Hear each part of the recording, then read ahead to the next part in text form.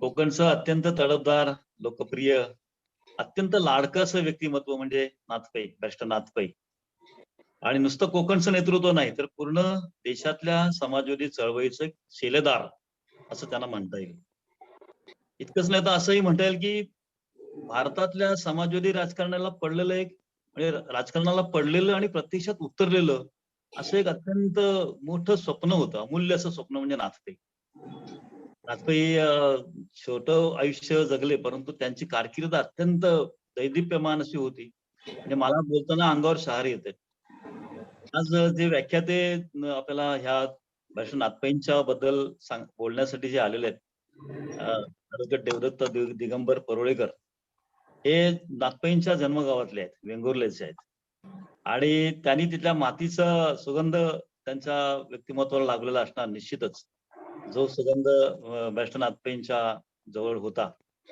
फार बोलत नाही, परंतु ॲडव्होकेट देवदत्त परुळेकर हे तसे सर्वांना परिचित आहेत. मुख्यतः बॅरिस्टर नाथपै यांच्या नावाने जे सेवांगण जी संस्था मालवणमध्ये चालते, त्या संस्थेचे ते अध्यक्ष आहेत. मुक्तांगण ही वेंगुर्लेमधली संस्था आहे. त्या संस्थेचे ते संचालक आहेत. आणि संत विचार अभ्यास मंडळ वेंगुर्ला या संस्थेचे ते अध्यक्ष आहेत. वेंगुर्ला नगर वाचनालय याचे ते उपाध्यक्ष आहेत. हिंदी प्रचार सभा या सभेचे कार्याध्यक्ष आहेत. आणि राष्ट्रसेवा दल आणि अंधश्रद्धा निर्मूलन समिती महाराष्ट्र या दोन संघटनांचे ते जिल्ह्याचे सिंधुदुर्ग जिल्ह्याचे कार्याध्यक्ष राहिलेले आहेत. असा एक त्यांचा दीर्घ असा अनुभव सामाजिक कामातला आहेच. आणि त्याचबरोबर त्यांची अजून एक महत्वाची ओळख जी आहे ती म्हणजे लेखक आहेत, अत्यंत चांगले लेखक आहेत. आणि त्यांचा विशेषतः लेखनाचा जो भर आहे तो संत साहित्यावरती आहे. ते एकतरी ओवी अनुभवावी, तुका म्हणे, नामा म्हणे, एका जनार्दनी, विठू लेकरे, भक्तीचा मळा, ताटी उघडा ज्ञानेश्वरा, अशी असंख्य पुस्तकं त्यांनी या संत साहित्यावरती लिहिलेली आहेत. आणि अजून एक वैशिष्ट्य म्हणजे कैलासवासी मामा दांडेकर दिंडीचे ते संचालक आहेत. ते व्याख्याता आहेत, प्रवचन करतात आणि वारकरी कीर्तन करतात. असं अत्यंत वेगळ्या वैविध्यपूर्ण आणि व्यासंगी असं व्यक्तिमत्व असलेले ॲडव्होकेट देवदत्त दिगंबर परुळेकर हे आपल्या आजच्या या व्याख्यानाचे मुख्य व्याख्याते आहेत. तर त्यांचं मी या ठिकाणी स्वागत करतोय. त्याचबरोबर ह्या व्याख्यानाला जे अध्यक्ष लाभलेले आहेत ते प्रशांत देशपांडे. हे सुद्धा नाथपैंचं जवळचं व्यक्तिमत्व म्हणता येईल असं. कारण बॅरिस्टर नाथपैंना जो सर्वात जवळचा मित्र, अनेक मित्र होते अर्थात, पण त्यातल्या सर्वात जवळचा मित्र आणि त्यांना अत्यंत जवळून ओळखणारे असे जे अ, वासू देशपांडे राष्ट्रसेवा दलाचे कार्यकर्ते होते. त्यांनी नाथपैंवरती अनेक पुस्तकं लिहिली आणि नाथपैंच्या जवळचा त्यांचा परिचय होता आणि त्या कुटुंबातला एक भाग होते त्यांच्या. आणि म्हणूनच वासू देशपांडे यांचे चिरंजीव असलेले प्रशांत देशपांडे हे सुद्धा त्या अर्थाने नाथपैंचे अत्यंत निकटवर्ती असं आपल्याला म्हणता येईल. ते आजच्या या सभेला अध्यक्ष मिळालेले आहेत. प्रशांत देशपांडे हे राष्ट्रसेवा दलाचे कार्यकर्ते आहेत. मुंबईच्या विशेषतः डोंबिवली कल्याण या भागामध्ये जी साम्यकुल नावाची जी संस्था ज्येष्ठांनी म्हणजे सेवा दलातल्या ज्येष्ठांनी स्थापन केलेली आहे. त्या साम्यकुलचे ते सरचिटणीस आहेत. आणि विशेष म्हणजे ह्या सगळ्या कल्याण डोंबिवली भागामधल्या सामाजिक कार्य विशेषतः जे समाजवादी विचाराचं आहे, त्या कार्याला वेगळ्या प्रकारे हातभार लावणं, सहभाग घेणं, अशा अनेक अंगाने ते ह्या सगळ्या चळवळीशी जोडलेले आहेत. तर म्हणजे नाथपैंच्या संबंधातले असे दोन्ही हे आजचे वक्ते आणि अध्यक्ष आहेत. आणि त्यांचा परिचय करून देताना मला अत्यंत आनंद होतोय. आणि आजचं व्याख्यान अर्थात खूप चांगलं आपल्याला सर्वांना आपल्यासमोर बॅरिस्टर नाथपै उभे राहतील, अशी मी या ठिकाणी अपेक्षा करतो आणि धन्यवाद मानतो. जिंदाबाद. धन्यवाद राजन सर. प्रयोगभूमीच्या माध्यमातून तुम्ही जे काही काम करत आहात, दरम्यानच्या काळात सेवा दलाचं सेवा पथक आपल्या ठिकाणी येऊन गेलं आणि महाराष्ट्रातील ठिकठिकाणची केंद्र जेव्हा जेव्हा काही अशा पद्धतीनं आपत्ती येते तेव्हा सातत्यानं मदतीसाठी धावून जातात एकमेकासाठी. पण त्याच पद्धतीनं ही जी काही प्रबोधनाची सत्र होत आहेत, ज्या पद्धतीनं कार्यकर्त्यांची मनोभूमिका तयार व्हावी, आपला उज्ज्वल इतिहास आपल्या सर्व साथींच्या समोर यावा, अशा पद्धतीचेही प्रयत्न सुरू असतात. तर त्याचाही प्रचार प्रसार मोठ्या प्रमाणावर करण्याची आवश्यकता आहे. शरद पवार असं एका ठिकाणी आपल्या या पुस्तकामध्ये म्हणतायत नाथपैंच्या बद्दलचं, की आधुनिक भारताच्या इतिहासकारांनी समाजवादाचा हा बुलंद आवाज दुर्लक्षिला. आणि किमान आपण सेवादल सैनिकांनी तरी ती गोष्ट करू नये. नाथपैंच्या सारखं व्यक्तिमत्व माझ्या पिढीपर्यंत प्रत्यक्ष पाहायला मिळणं, 71 साली वारलेत ते. त्यामुळं आमच्या पिढीसमोर ही सगळी माणसं इतकी उत्तुंग पाहायला मिळाली नाहीत, लक्षात घ्या. त्यामुळे तुम्ही ज्येष्ठांनी ते खूप ताकदीनं ते काम करायला हवं. आणि मला असं वाटतं की आजचं वेबिनार युट्यूबला जाणार असल्यामुळं एक शब्दशिल्प म्हणूया किंवा एक आठवणीचं शिल्प त्या निमित्तानं त्या ठिकाणी शिल्लक राहील आणि आपल्याला ते सर्वांच्यापर्यंत पोहोचवता येईल. मी आजच्या कार्यक्रमाचे जे वक्ते आहेत, देवदत्त परुळेकर सर यांना विनंती करतोय की त्यांनी आपल्या व्याख्यानाला सुरुवात करावी आणि त्याच्यानंतर देशपांडे सर अध्यक्षीय करतील. माननीय देवदत्त परुळेकर सर. नमस्कार. नमस्ते. आजच्या या व्याख्यानाचे अध्यक्ष माझे ज्येष्ठ स्नेही आणि नाथपैंचे जवळचे सहकारी वासू देशपांडे यांचे सुपुत्र प्रशांत देशपांडे, सर्व सेवादल साथी आणि या कार्यक्रमाचे आयोजक बंधूंनो, 1960 सालची जो संप झाला, सरकारी कर्मचाऱ्यांनी अभूतपूर्व असा संप केला आणि हा अभूतपूर्व संपाला चिरडून टाकण्याचा सरकारने प्रचंड प्रयत्न केला. त्यावेळेला नाथपैंना तुरुंगामध्ये घालण्यात आलं, अनेक नेत्यांना तुरुंगामध्ये घालण्यात आलं. अशोक मेहतांनी खूप प्रयत्न केले. आणखीन त्यांनी सांगितलं की सामंजस्याने हा संप मिटवण्याचा प्रयत्न करावा, परंतु कोणी ऐकले नाहीत आणि सरकारने शेवटी एवढी दडपशाही केली की शेवटी विनाअट हा संप पाठीमागे घ्यावा लागला. आणि विनाअट हा संप पाठीमागे घ्यायला लागल्यानंतर पुढचं जे लोकसभेचं अधिवेशन झालं, साहजिकच या लोकसभेच्या अधिवेशनामध्ये या विषयावरती खूप जोरदार अशी चर्चा झाली आणि सगळ्यांचं लक्ष ह्या एकाच प्रश्नाकडे लागलेलं होतं. पंडित नेहरू हे त्यावेळेच्या ह्या संपाचे जे नेते होते त्यांच्यावरती आणखीन संप करणाऱ्यांवरती अक्षरशः तुटून पडले. पंडित नेहरूंनी असं म्हटलं की साधी घोड्यावरती बसण्याची अक्कल नाही आणि ही लोक वाघावरती बसण्याचा प्रयत्न करतायत, वाघावरती काबू करण्याचा प्रयत्न करत आहेत. हे संप करणाऱ्या लोकांचं नेतृत्व अत्यंत बेजबाबदारपणे वागतंय, अशा प्रकारची टीका खुद्द पंतप्रधानांनी केली. आणि अशा वेळेला या सगळ्या चर्चेला उत्तर देण्यासाठी विरोधी पक्षातली सगळी लोक एकत्र झाली आणि त्यांनी असं ठरवलं की ती जबाबदारी त्यांनी एका तरुण खासदाराला, जो पहिल्यांदाच लोकसभेमध्ये निवडून आलेला होता, ज्याचं वय अवघं 37-38 वर्षाचं आहे, अशा खासदाराला त्यांनी ही जबाबदारी दिली. आणि जी चर्चा चालू होती ती उत्तर द्यायला हा खासदार उभा राहिला. त्यांनी पहिल्यांदाच असं सांगितलं की पंतप्रधान ज्या पद्धतीने बोलतायत त्याबद्दल, पंतप्रधानांच्या ह्या वागण्याबद्दल मला अत्यंत खेद होतोय, अत्यंत दुःख होतंय. हे सांगितल्यानंतर त्यांनी एक पत्र त्या लोकसभेमध्ये वाचून दाखवलं. 6 जून रोजी खुद्द पंतप्रधानांनी वेगवेगळ्या राज्यांच्या त्या कालखंडामध्ये वेगवेगळ्या राज्याच्या मुख्यमंत्र्यांना लिहिलेलं असं हे पत्र होतं. आणि हे पत्र काय होतं, तर कामगारांबद्दल आपल्याकडे निश्चित असं धोरण नाही आणि त्यामुळे कामगारांच्या बाबतीमध्ये ज्या वेळेला समस्या निर्माण होतात त्या वेळेला आपल्याकडे कोणती भूमिका घेतली जाते. तर हे जे पत्र आहे त्याच्यामध्ये स्वतः पंडितजी असं म्हणतात, अशा प्रकारचे वाद मिटवण्याची योग्य अशी यंत्रणा अद्याप आपण बनवलेली नाही. सरकार अशा प्रश्नांच्या बाबतीत कासवाच्या गतीने चालत राहते आणि समस्या विकराळ स्वरूप धारण करून उभी राहण्यापूर्वी महिनेच काय वर्ष निघून जातात. जी समस्या सामंजस्य राखून सोडवता आली असती ती सोडवणे अधिक कठीण होऊन बसते. प्रथम नैराश्य निर्माण होते, मग भावना प्रक्षुब्ध केल्या जातात, त्यातूनच संघर्ष निर्माण होतो. त्यामुळे अखेर हित कोणाचेच होत नाही.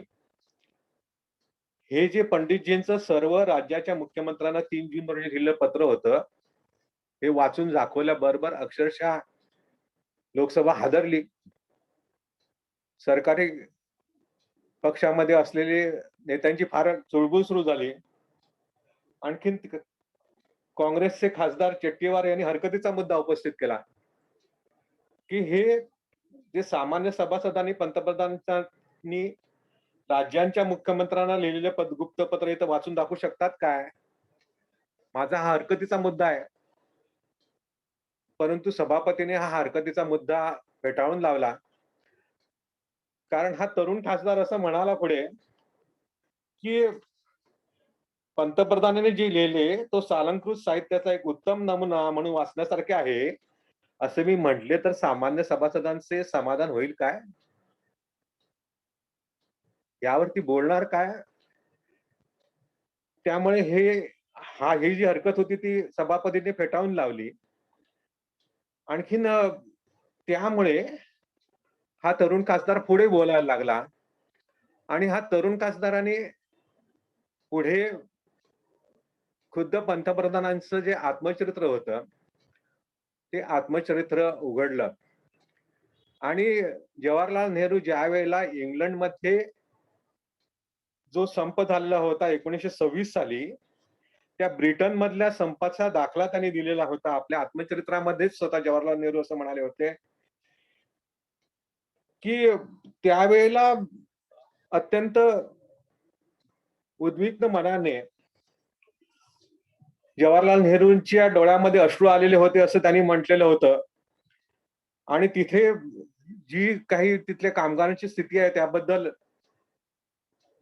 आपण काय करत नाही, काय केलं पाहिजे याबद्दल जे जे काही त्यांनी म्हटलेलं होतं ते सगळं त्यांनी वाचून दाखवलं. आणि हे वाचून दाखवल्यानंतर त्यांनी असं म्हटलं, की मला हा प्रश्न पडतो, की 1960 सालचे जवाहरलाल नेहरू खरे मानायचे, की 1926 सालचे खरे मानायचे? माझ्यासमोर हा प्रश्न आहे.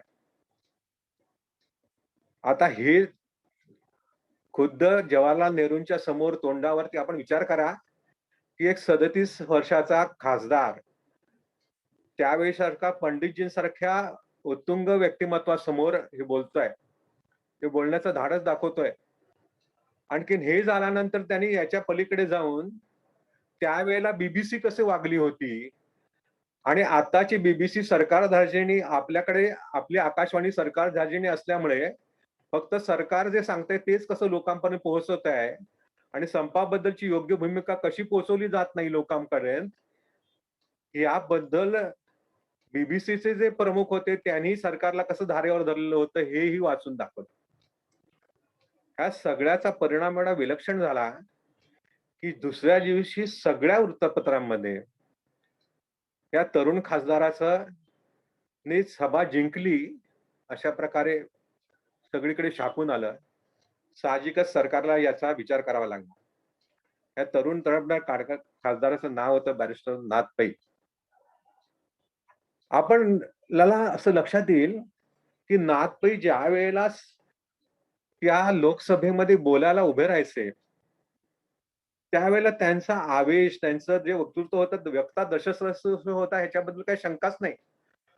त्यावेळेच्या वृत्तपत्रांनी असं वर्णन केलंय, की ते ज्यावेळेला त्या सभेमध्ये बोलायला उभे राहतात, त्यावेळेला एखादी संगीताची मैफिल ऐकावं असं आम्हाला वाटतं. आणि त्यांच्या विरोधी विचाराची लोक सुद्धा त्याने एवढी प्रभावित होतात, की ते बोलतायत ते बरोबर आहे असंच त्यांना काही काळ वाटायला लागतं. निर्विवादपणे लोकसभेमध्ये सध्या नाथ पै हे सर्वोत्कृष्ट असे प्रवक्ते आहेत, सर्वोत्कृष्ट असे बोलणारे खासदार आहे असं त्यावेळेला त्यांचं वर्णन अनेक वृत्तपत्रांनी केलंय. हे वृत्तपत्राने केलंय एवढंच नव्हे, ज्या वेळेला नाथ पै पुढे अत्यंत अकाली त्यांचं निधन झालं, परंतु मला एक संदर्भ आपल्या समोर दिला पाहिजे की नाथपै गेल्यानंतर जी शोकसभा झाली दिल्लीमध्ये, त्या शोकसभेमध्ये अटल बिहारी वाजपेयी हे प्रजा समाजवादी पक्षाच्या कार्यालयामध्येच्या लोकसभेसाठी आले. आणखीन त्यावेळेला ते नाथपैंबद्दल असं म्हणालेत की नाथपैंच्या हृदयात राष्ट्रभक्तीची ज्वाला सतत धगधगती असते असे. माणसा माणसामध्ये समता नांदावी ही कामना आणि सर्वांप्रती अढळ करुणा त्यांच्या मनात सदैव जागी असे. ते शब्दांचे जादूगार होते आणि श्रोतृवर्गाला मंत्रमुग्ध करून सोडत असत. त्यांच्याशिवायची लोकसभा याची मी कल्पनाही करू शकत नाही. आपण विचार करा की ह्या माणसाचा प्रभाव, एका बाजूला पंडित जवाहरलाल नेहरू, दुसऱ्या बाजूला अटल बिहारी वाजपेयी, आपल्या पक्षाच्या आणि आपल्या नेतृत्वाखाली काम करणाऱ्या लोकांच्या वरती त्यांचा प्रभाव असणं हे साहजिक आहे. आपल्या समविचारी लोकांनी त्यांचा गौरव करणं साहजिक आहे. परंतु त्यांच्या विरोधकांवरतीही त्यांच्या भाषणाचा केवढा प्रचंड प्रभाव पडत असेल, हे आपल्याला यांच्या या उद्गारावरून लक्षात येऊ शकतं. विलक्षण प्रभावी असा नेता, आणखीन जे काही नाथपै बोलायचे हे आपल्या हृदयातून बोलायचे. ते आपल्याला त्यांचे जे आदर्श होते त्याच्यामध्ये आपल्याला माहित आहे की साने गुरुजी हे त्यांचे एक अत्यंत महत्वाचं आदर्शस्थान होतं. आणि गुरुजी ज्याप्रमाणे आपल्या हृदयातून बोलायचे, गुरुजी ज्या परंपरेतून बोलायचे, गुरुजी असं म्हणत असत मी संत परंपरेतला आहे, त्याच परंपरेमध्ये नाथपै स्वतःला समजत असत. नाथपैंचा आज मला आनंद होतो हे सांगताना की नाथपैंचा ज्ञानेश्वरीचा आणखीन संत साहित्याचा प्रचंड अभ्यास होता. आणखीन बोलता बोलता ह्या सगळ्या साहित्यातली अनेक उदाहरणं ते सातत्याने देत असत. अर्थात संत साहित्याबरोबर त्यांचा पाश्चात्य शास्त्रात साहित्याचा आणि अनेक संपूर्ण संस्कृत साहित्याचा सगळ्याचाच खूप चांगला अभ्यास होता. आणि अनेक किस्से, अनेक प्रकारची उदाहरणं ते सातत्याने आपल्या ह्या भाषणामध्ये देत असत. हा सगळ्याचा परिणाम त्यांच्या वक्तृत्वावरती होत होता. आणि सर्वात महत्वाचं म्हणजे ते जे काही बोलत असत त्याच्यामध्ये ते उत्तम, खरं म्हणजे ते उत्तम प्रकारचं नाट्य त्यांच्याकडे, त्यांच्या बोलण्यामध्ये एक प्रकारचं नाट्य असलं तर ते नाटकी नव्हते. नाट्य असणं त्यांच्या बोलण्यामध्ये हे वेगळं, आणि दुसरं म्हणजे नाटकी बोलणं, ढोंगाने बोलणं वेगळं. अशा प्रकारचं त्यांचं बोलणं नव्हतं आणि त्यामुळे त्यांचं बोलणं लोकांच्या हृदयाला आवाहन करत असे. खरं पाहिलं तर हा नाथपै हे काही कुठल्या खूप श्रीमंत आणि घरामध्ये सर्व सोबत आहे अशा काही कुटुंबामध्ये जन्माला आलेले नव्हते. आज मी ज्या गावातून बोलतोय आणि ज्या गावामध्ये मी राहतो ते वेंगुर्ला हे त्यांचं जन्मगाव. आणि नाथपै 100 वर्ष, शताब्दी वर्ष कालच त्यांच्या जन्माचं शताब्दी वर्ष सुरू झालं. आणि बॅरिस्टर नाथपै सभागृहामध्ये आम्ही खूप शानदार अशा प्रकारचा समारंभ घेऊन हे वर्ष हे सादर करायला सुरुवात केलेली आहे. अनेक उपक्रम आम्ही या वर्षामध्ये घेणार आहोत. या वेंगुर्ला शहरामध्ये ज्यांनी वेंगुर्ला बघितलं असेल त्यांना असं निश्चित जाणवलं असेल की वेंगुर्ला हे अत्यंत निसर्गरम्य, अतिशय सुंदर असं गाव आहे. समुद्र किनारी वसलेलं हे गाव, या गावामध्ये नाथपैंचा जन्म झाला. परंतु घर अत्यंत कुटुंब कशा प्रकारचं होतं, त्यांचे वडील हे पूर्वी पोस्टामध्ये पोस्ट मास्टर म्हणून काम करत होते. परंतु तिथं त्यांचं काही जुळलं नाही, कारण पोस्टामध्ये वारंवार बदल्या होतात हे त्यांच्या प्रकृतीला मानवत नसते. आणि त्यामुळे त्यांनी ती सरकारी नोकरी सोडून दिली आणि वेंगुर्लामध्ये जे मिशन हायस्कूल होतं, मिशन स्कूल, त्या स्कूलमध्ये ते इंग्रजी ह्या विषयाचे अध्यापन करायला लागले, शिकवायला लागले, शिक्षक झाले. त्या काळामधले ते BA होते. त्यांना 7 मुलं आणि ह्या 7 मुलांमध्ये नाथपै सर्वात लहान. आणखीन त्यांची 8 मुलं. पहिली एक मुलगी होती ती ही नाथपैंची सावत्र बहीण. आणि नाथपैंना 7 सख्खी भावंड ही, त्याच्यामध्ये नाथपै हे सर्वात लहान. 3 मोठे भाऊ, आणखीन 3 बहिणींनंतर नाथ हे लहान. नाथ अवघे 8 महिन्याचे असताना नाथपैंचा जन्म झाला. त्यावेळेला त्यांच्या घरामध्ये त्यांची जी मावशी होती नाथपैंची, ती पंढरपूरची वारकरी होती. आणि ती पंढरपूरला जाऊन आल्यानंतर आपली बहीण ही गरोदर आहे हे तिच्या लक्षात आलं आणि तिने म्हटलं की हा मुलगा जे होईल त्याला पंढरीनाथाचं नाव ठेवूया. आणि म्हणून नाथबाईंचं पाळण्यातलं नाव जे आहे ते नाव आहे पंढरीनाथ. परंतु पंढरीनाथ हे नाव घ्यायला खूप लांबलचक वाटतं, म्हणून घरामध्ये बोललं गेलं त्याप्रमाणे नाथ नाथ हे शेवटी त्यांचं नाथ हेच नाव प्रसिद्ध झालं, लोकप्रिय झालं. आज आपण नाथबाई या नावाने त्यांना सगळेजण ओळखतो. आपल्याला माहीतच आहे की साने गुरुजींचं नाव होतं पांडुरंग साने आणि हे पंढरीनाथ नाथबाई आपण म्हणू शकतो. अशा प्रकारचं थोडंसं साम्य त्यांच्यामध्ये असेल. आणि हा जो नाथ होता तो केवळ 8 महिन्याचा असताना नाथबाईंचे वडील गेले. करारी माणूस होता हा, अत्यंत करारी माणूस होते त्यांचे वडील. म्हणजे खोटी साक्ष देणार नाही असं म्हटल्यामुळे त्यांना आपलं राहतं घरही गमावं लागलं होतं. अशी बापाचे ही मुलं होती. ही मुलंही तशीच पुढे करारी निपजली. नाथबाईंची जी आई होती त्यांना तापीबाई म्हणतात.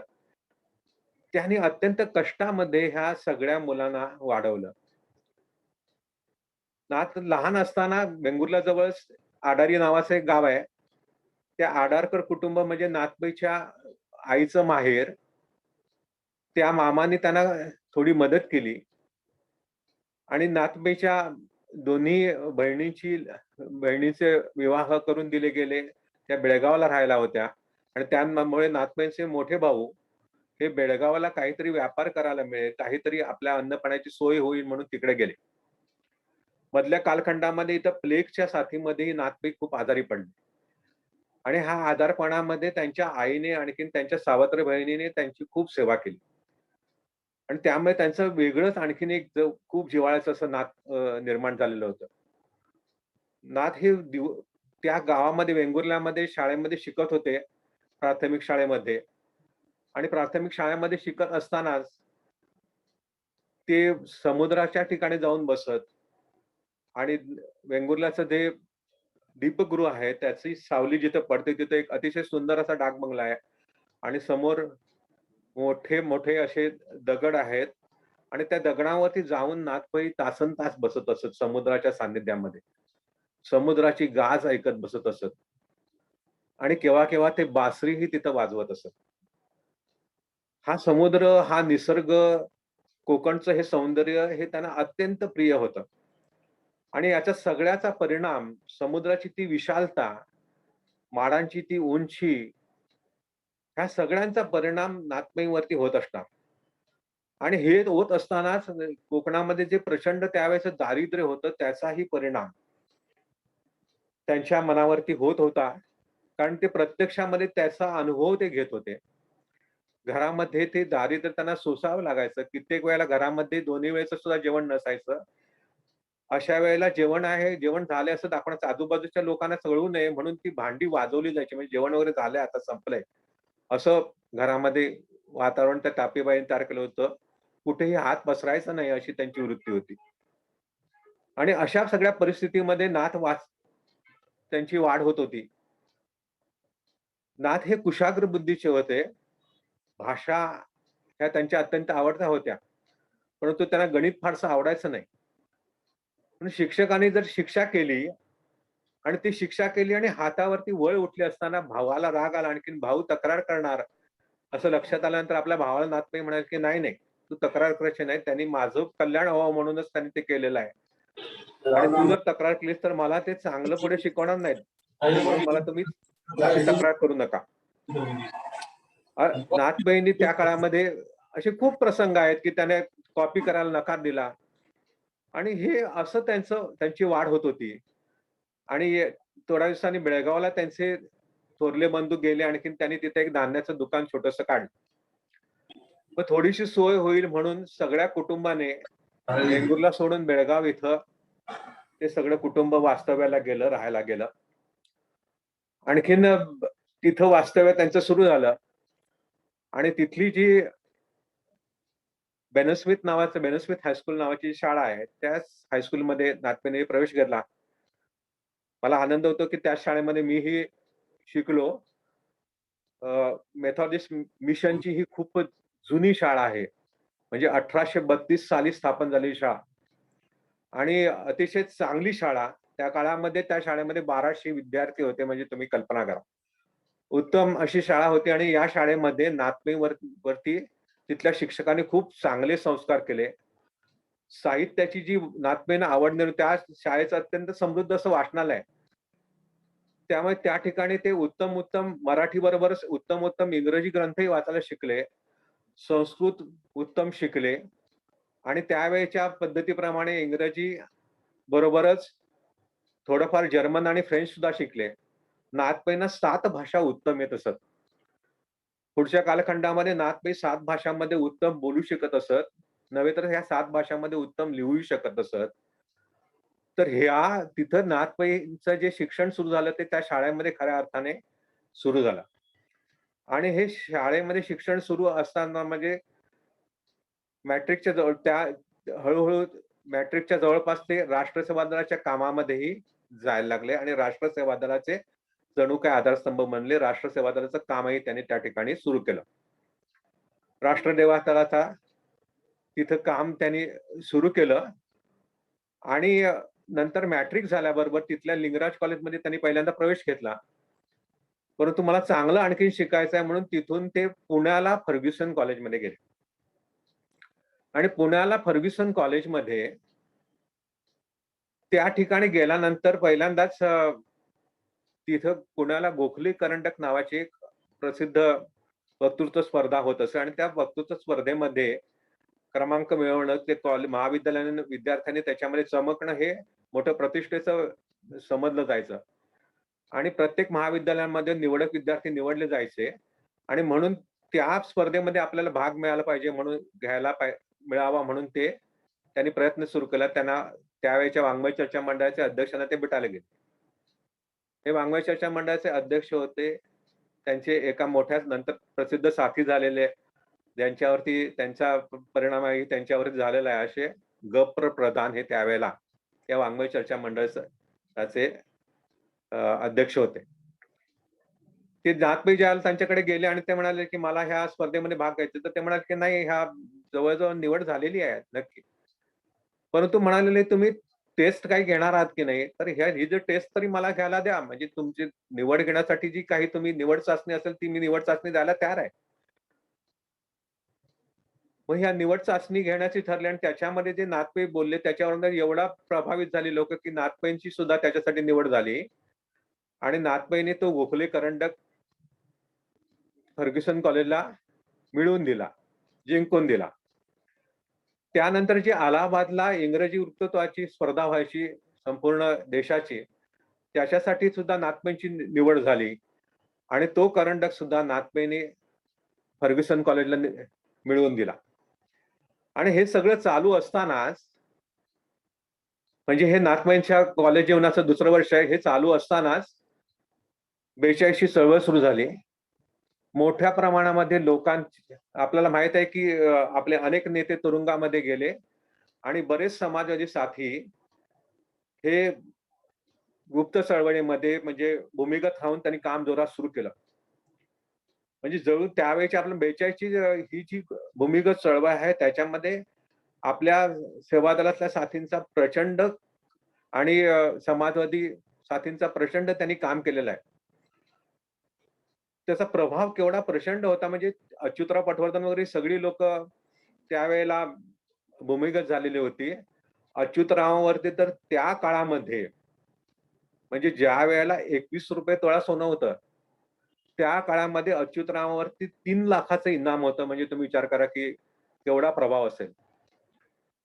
आणि ह्या अशा ते काम करत होते आणि त्यामुळे नाथपै अस्वस्थ झाले की आपल्याला ह्या चळवळीमध्ये भाग घ्यायला पाहिजे. म्हणून नाथपै ते कॉलेजचं शिक्षण सोडून बेळगावला आले आणि बेळगावला आले आणखीन त्यांनी आपल्या सगळ्या साथींना जवळ केलं. आणखीन हे काम आपण करायला पाहिजे आणि ह्या चळवळीमध्ये त्यांनी काम करायला सुरुवात केली. बेळगाव जवळ बेळगाव हे मिलिटरी ठाणं होतं आणि त्यामुळे बेळगावमध्ये मिलिटरीची एक डेअरी आहे मोठी, आजही आहे ती मिलिटरीची डेअरी तिथं बेळगावमध्ये कॅम्प विभागामध्ये.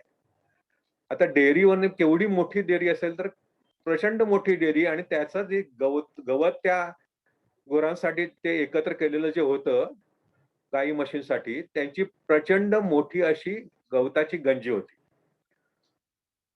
आणि ह्या गंजीला नाथपै आणि त्यांच्या साथीने आग लावली. म्हणजे ही गंजी केवढी प्रचंड होती, तर त्याचं दुसऱ्या दिवशी वृत्तपत्रामध्ये जी बातम्या आलेल्या त्याप्रमाणे 61,000 रुपयाचं गवत जळून गेलं. एवढीची प्रचंड गवतांची गंजी होती. केवढा हलकल्लोळ झालेला असेल म्हणजे ते केवढं प्रचंड असेल आणि आग केवढी पसरली असेल याचं तुम्ही कल्पना करा, की आजूबाजूला त्याचा प्रचंड हलकल्लोळ झाला, की कोणी गंजी पेटवली याबद्दल पोलीस जोरात सगळीकडे शोधाशोध सुरू झाली. नाथपै तिकडनं पळाले. नंतर इतर साथीदारांना मिळाले. त्यांच्या काही साथीदारांना पकडण्यात आलं. मारझोड सुरू झाली. त्यांचे प्रचंड हाल करण्यात आले. तरीही गप्प राहिले नाहीत. हे सगळेजण तिथले साथीदार एकत्र झाले. त्यावेळेला वासू देशपांडे, याळगी म्हणून कुटुंब अत्यंत प्रसिद्ध तिथलं, की जे हे स्वातंत्र्य लढायची जी प्रेरणा नाथपैंना मिळेल त्याच्यावर त्या याळगी कुटुंबाचा खूप महत्वाचा वाटा आहे. हे याळगी कुटुंब ह्या चळवळीमध्ये एवढ्या प्रकर्षाने होतं, की एका वेळेला एका दिवशी कुटुंबातले 18 जण एकाच घरातली तुरुंगामध्ये होते. अशा प्रकारे हे काम करत होती. तर ह्या सगळे कुटुंबातले त्यांचे सगळे सहकारी, सेवादळातले त्यावेळेचे त्यांचे सहकारी राम आपटे, नंतर विष्णुपंत कुलकर्णी, माझे वडील त्यावेळेला बेळगावला आणखीन कोल्हापूरला काम करत होते. कोल्हापूरला ते माझे वडील दिगंबरपंत परुळेकर हे कोल्हापूरला सेवादळाचे फुल टायमर होते. ही सगळी लोक त्यावेळेला जोरात काम करत होती आणि हे काम करत असताना नाथपै आणि त्यांच्या सहकाऱ्यांनी ठरवलं, की जे टिळकवाडीचं पोलीस स्टेशन आहे त्याला आग लावायची. आणि म्हणून हे सहकारी एक दिवशी बंदुका मिळवल्या कुठून तरी, काही हे केलं आणखीन ते हात बॉम्ब बनवायचे असं सगळं चालू आहे. आणि ते त्या मार्च मध्ये त्या पोलीस स्टेशनवरती चाल करून गेले. आणि चाल करून गेले आणखीन त्यांनी ते काही पोलिसांना मारहाण केली. आणखीन ते पोलीस स्टेशनला आग लावून दिली. साहजिकच सरकारने जास्त तीव्र केली या सगळ्यांना शोधण्याची मोहीम. तीव्र केली आणखीन सगळ्यांच्या पाठीमागे धरपकड सुरू झाली. एका पाठोपाठ एक लोकांना पकडण्यात आलं. नाथपैंच्या घरावरती ज्यावेळेला लोक आली त्यावेळेला त्या घरामध्ये त्यांच्या आईने जे बॉम्ब गोळे होते ते लपून ठेवले. आणखीन आपल्या घरामध्ये काम करणाऱ्या बाई बरोबर धान्यामध्ये लपून ते पाठवून दिले. परंतु पोलीस आले त्यावेळेला पिस्तूल एक घरामध्ये होतं. ते आपल्या निरीमध्ये ह्या मातेने दडून ठेवलं आणि ती बिछाण्यावरती आजारी असल्यासारखी पडून राहिली. पोलिसांनी सगळं शोधलं, सगळं उलटापालट केली, परंतु काही सापडलं नाही आणि ते निघून गेले. परंतु नाथ हा आज ना उद्या सापडणार अशी सातत्याने संशय होता. काही काळ ते खानापूरमध्ये आपल्या काही मित्रांच्या घरामध्ये लपून राहिले पिंपामध्ये. परंतु शेवटी त्यांना पकडलंच पोलिसांनी. आणि पकडल्यानंतर ते त्यांची हिंडलगा जेलमध्ये ते गेले. आणि हिंडलगा जेलमध्ये गेल्यानंतर तिथं ते जे आपले सहकारी होते त्यांच्याबरोबर काम करताना त्यांना असं लक्षात आलं, की इथलं अन्न खूप निकृष्ट आहे. आणि म्हणून त्याच्यावर विरुद्ध त्यांनी उपोषण वगैरे सुरू केली. त्यावेळेला सरकारला एक कमिटी नेमावी लागली. आणखीन ते अन्न कसं आहे म्हणून शोधण्यासाठी लोक शोधायला आली. ते शोधायला आल्यानंतर त्यांनी असं सांगितलं, की हे जे अन्न आम्हाला दिलं जातं ते तुम्ही खाऊन दाखवा. असं त्यांच्या तोंडावरती सांगितल्यानंतर ते हे आणखीन त्यांच्यावरती भडकली. मध्ये त्यांना नेऊन अर्थातच कोर्टामध्ये घेऊन जायला होतंच, कारण साक्षी पुराव्याचं हा सगळं काम चालू होतं. आणि ज्यावेळेला त्यांना कोर्टामध्ये घेऊन जायला लागलं आणि त्यावेळेला जे परत निघायला लागल्याबरोबर नाथपैंनी आपल्याला परत नेतायत असं लक्षात आल्यानंतर त्यांनी रस्त्यावरतीच बसकण मारली. लागलं की हे बघितल्यानंतर पोलीस धावून आले आणि ते कसे झालेनात म्हटल्यानंतर त्यांना तिथं पुन्हा बेड्या आणि हे ठोकावं लागलं. आणखीन त्यांना ओढून न्यावं लागलं. अर्थातच हे लोक सगळं बघत होते. लोकांनी बघावं, लोकांवरती हा परिणाम व्हावा हाच तर खरं म्हणजे नाथपैंचा उद्देश होता. परंतु हा अशा प्रकारे वागतोय तरुण मुलगा म्हटल्यानंतर तिथली लोक आणखीन बिथरली. त्यावेळेला नाथपैंचं वय काही फार जास्त नव्हतं. तुम्हाला लक्षात येईल की 18-19 वर्षाचं 19-20 वर्षाचं त्यांचं वय असणार. 22चा जन्म 42 कलम म्हणजे 21 वर्षाचे ते होते.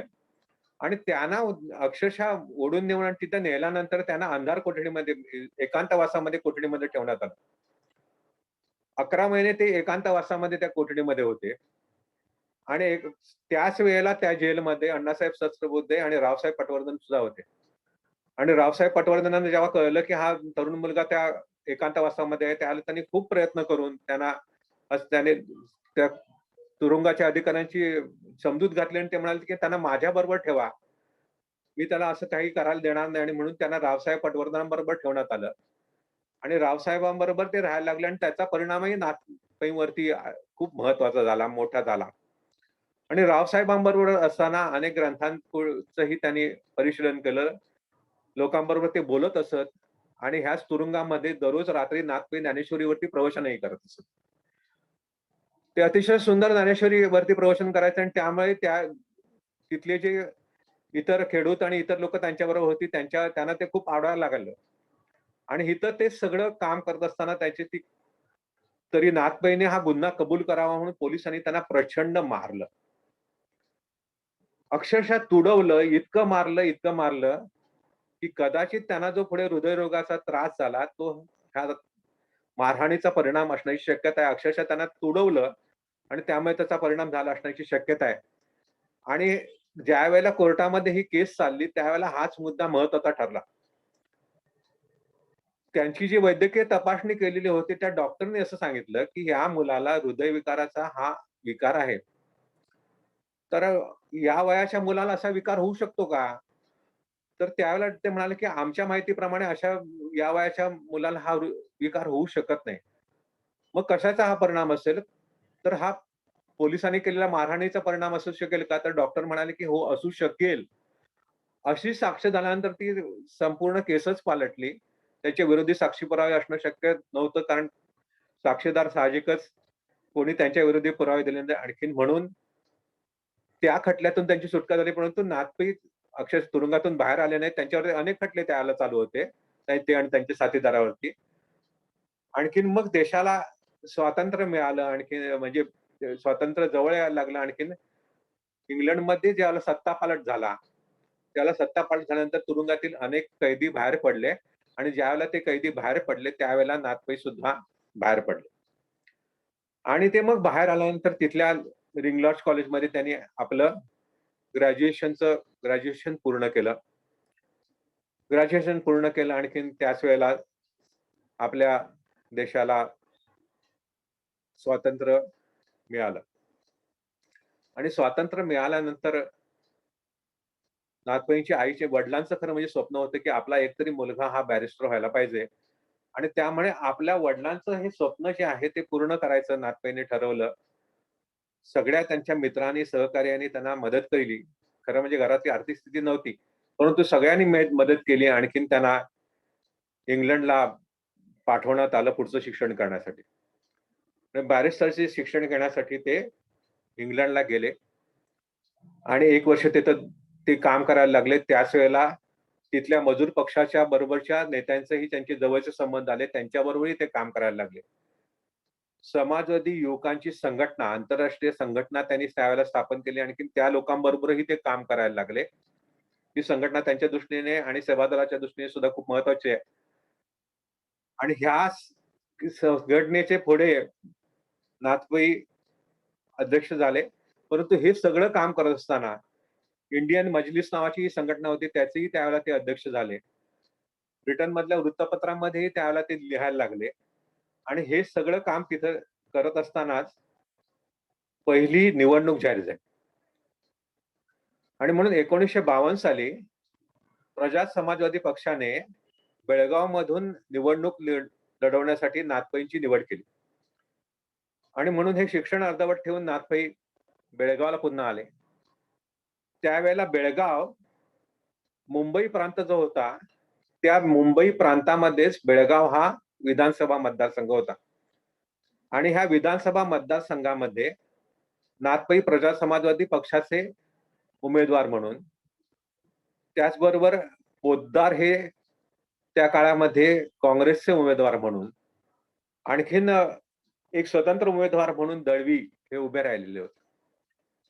आणि याच वेळेला तिथल्या आरपीडी कॉलेजमध्ये पु ल देशपांडे हे प्राध्यापक म्हणून काम करत होते. नाथपैंची आणि त्यांची मैत्री होती. आणि म्हणून निवडणुकीसाठी प्रचारासाठी म्हणून पुढारी पाहिजे हा त्यांनी ते वगनाट्य त्याला लिहिलं. आणि नाथपाईंचे सहकारी ते वेगवेगळ्या ठिकाणी सादर करत असत. नंतर नाथपाई बोलत असत आणि लोकांचा त्यामुळे लोकांवरती त्यांचा अतिशय प्रभाव पडायला लागला. नाथपाईंची निवडणुकीसाठी त्यांची निवड झाल्यानंतर आपला फॉर्म भरल्यावरती ते काँग्रेसच्या कचेरीमध्ये गेले आणि तिथल्या उमेदवाराचं त्यांनी ते म्हणाले की आपण जरी उमेदवार असलो एकमेकाच्या विरोधी तरी मला तुम्हाला शुभेच्छा द्यायच्या आहेत. आणि असं म्हटल्यानंतर तिथली लोकही म्हणायला लागली की हा काय वेगळाच माणूस आहे. आणि आले आणखीन सगळ्यांमध्ये ठिकठिकाणी छोट्या छोट्या सभा घेऊन त्यांनी जोरात प्रचार सुरू केला. सगळ्यांना वाटलं होतं की नाथपाई नक्की निवडून येणार. परंतु दुर्दैवाने आजही आपल्या राजकारणाला ज्या किडीने ग्रासून टाकलेला आहे, ज्याचा भयानक परिणाम आपल्या सगळ्या राजकारणावरती आहे, समाजकारणावरती आहे, त्या जातीयतेने मात केली. कोणाला हासवास नसताना दळवी निवडून आले आणि नाथ पराभूत झाले. सगळ्यांना अत्यंत नैराश्य वाटलं त्यांच्या सहकार्यांना. सगळे ते निराश झाले होते. पण नाथपाईंनी सगळ्यांना एकत्र केलं आणि म्हणाले, "काय ठीक आहे. लोकशाही आहे, आणखी निवडणुकीमध्ये जय पराजय होत असतो. आपण पुढे लढत राहू."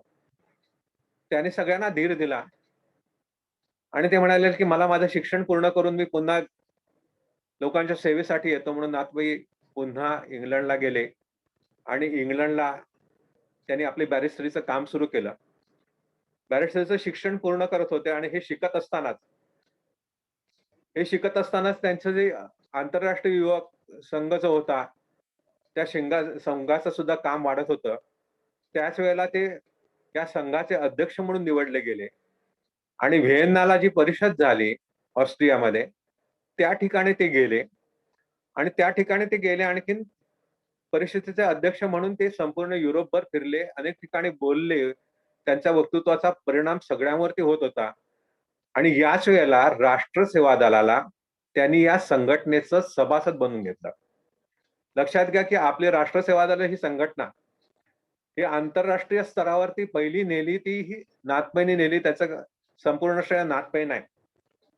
आणि नाथपाईंनी त्याच वेळेला 1950 साली दुर्दैवाने साने गुरुजींचा देहांत झाला आणि मग साने गुरुजींच्या स्मृत्यर्थ इंग्लंडमध्ये त्यांनी वसतिगृह सुरू केलं. त्याचा प्रयत्न करून त्यांनी तिथं वसतिगृह सुरू केलं आणि लोकांपर्यंत ही संघटना पोहोचवली. त्याची अधिवेशन सुद्धा त्यांनी मुंबईला सुद्धा त्याचं अधिवेशन झालेलं होतं या संघटनेचं. आणि ह्या व्हिएन्नामध्येच नाथपाईंना आपली जीवनाची साथीदारीण मिळाली.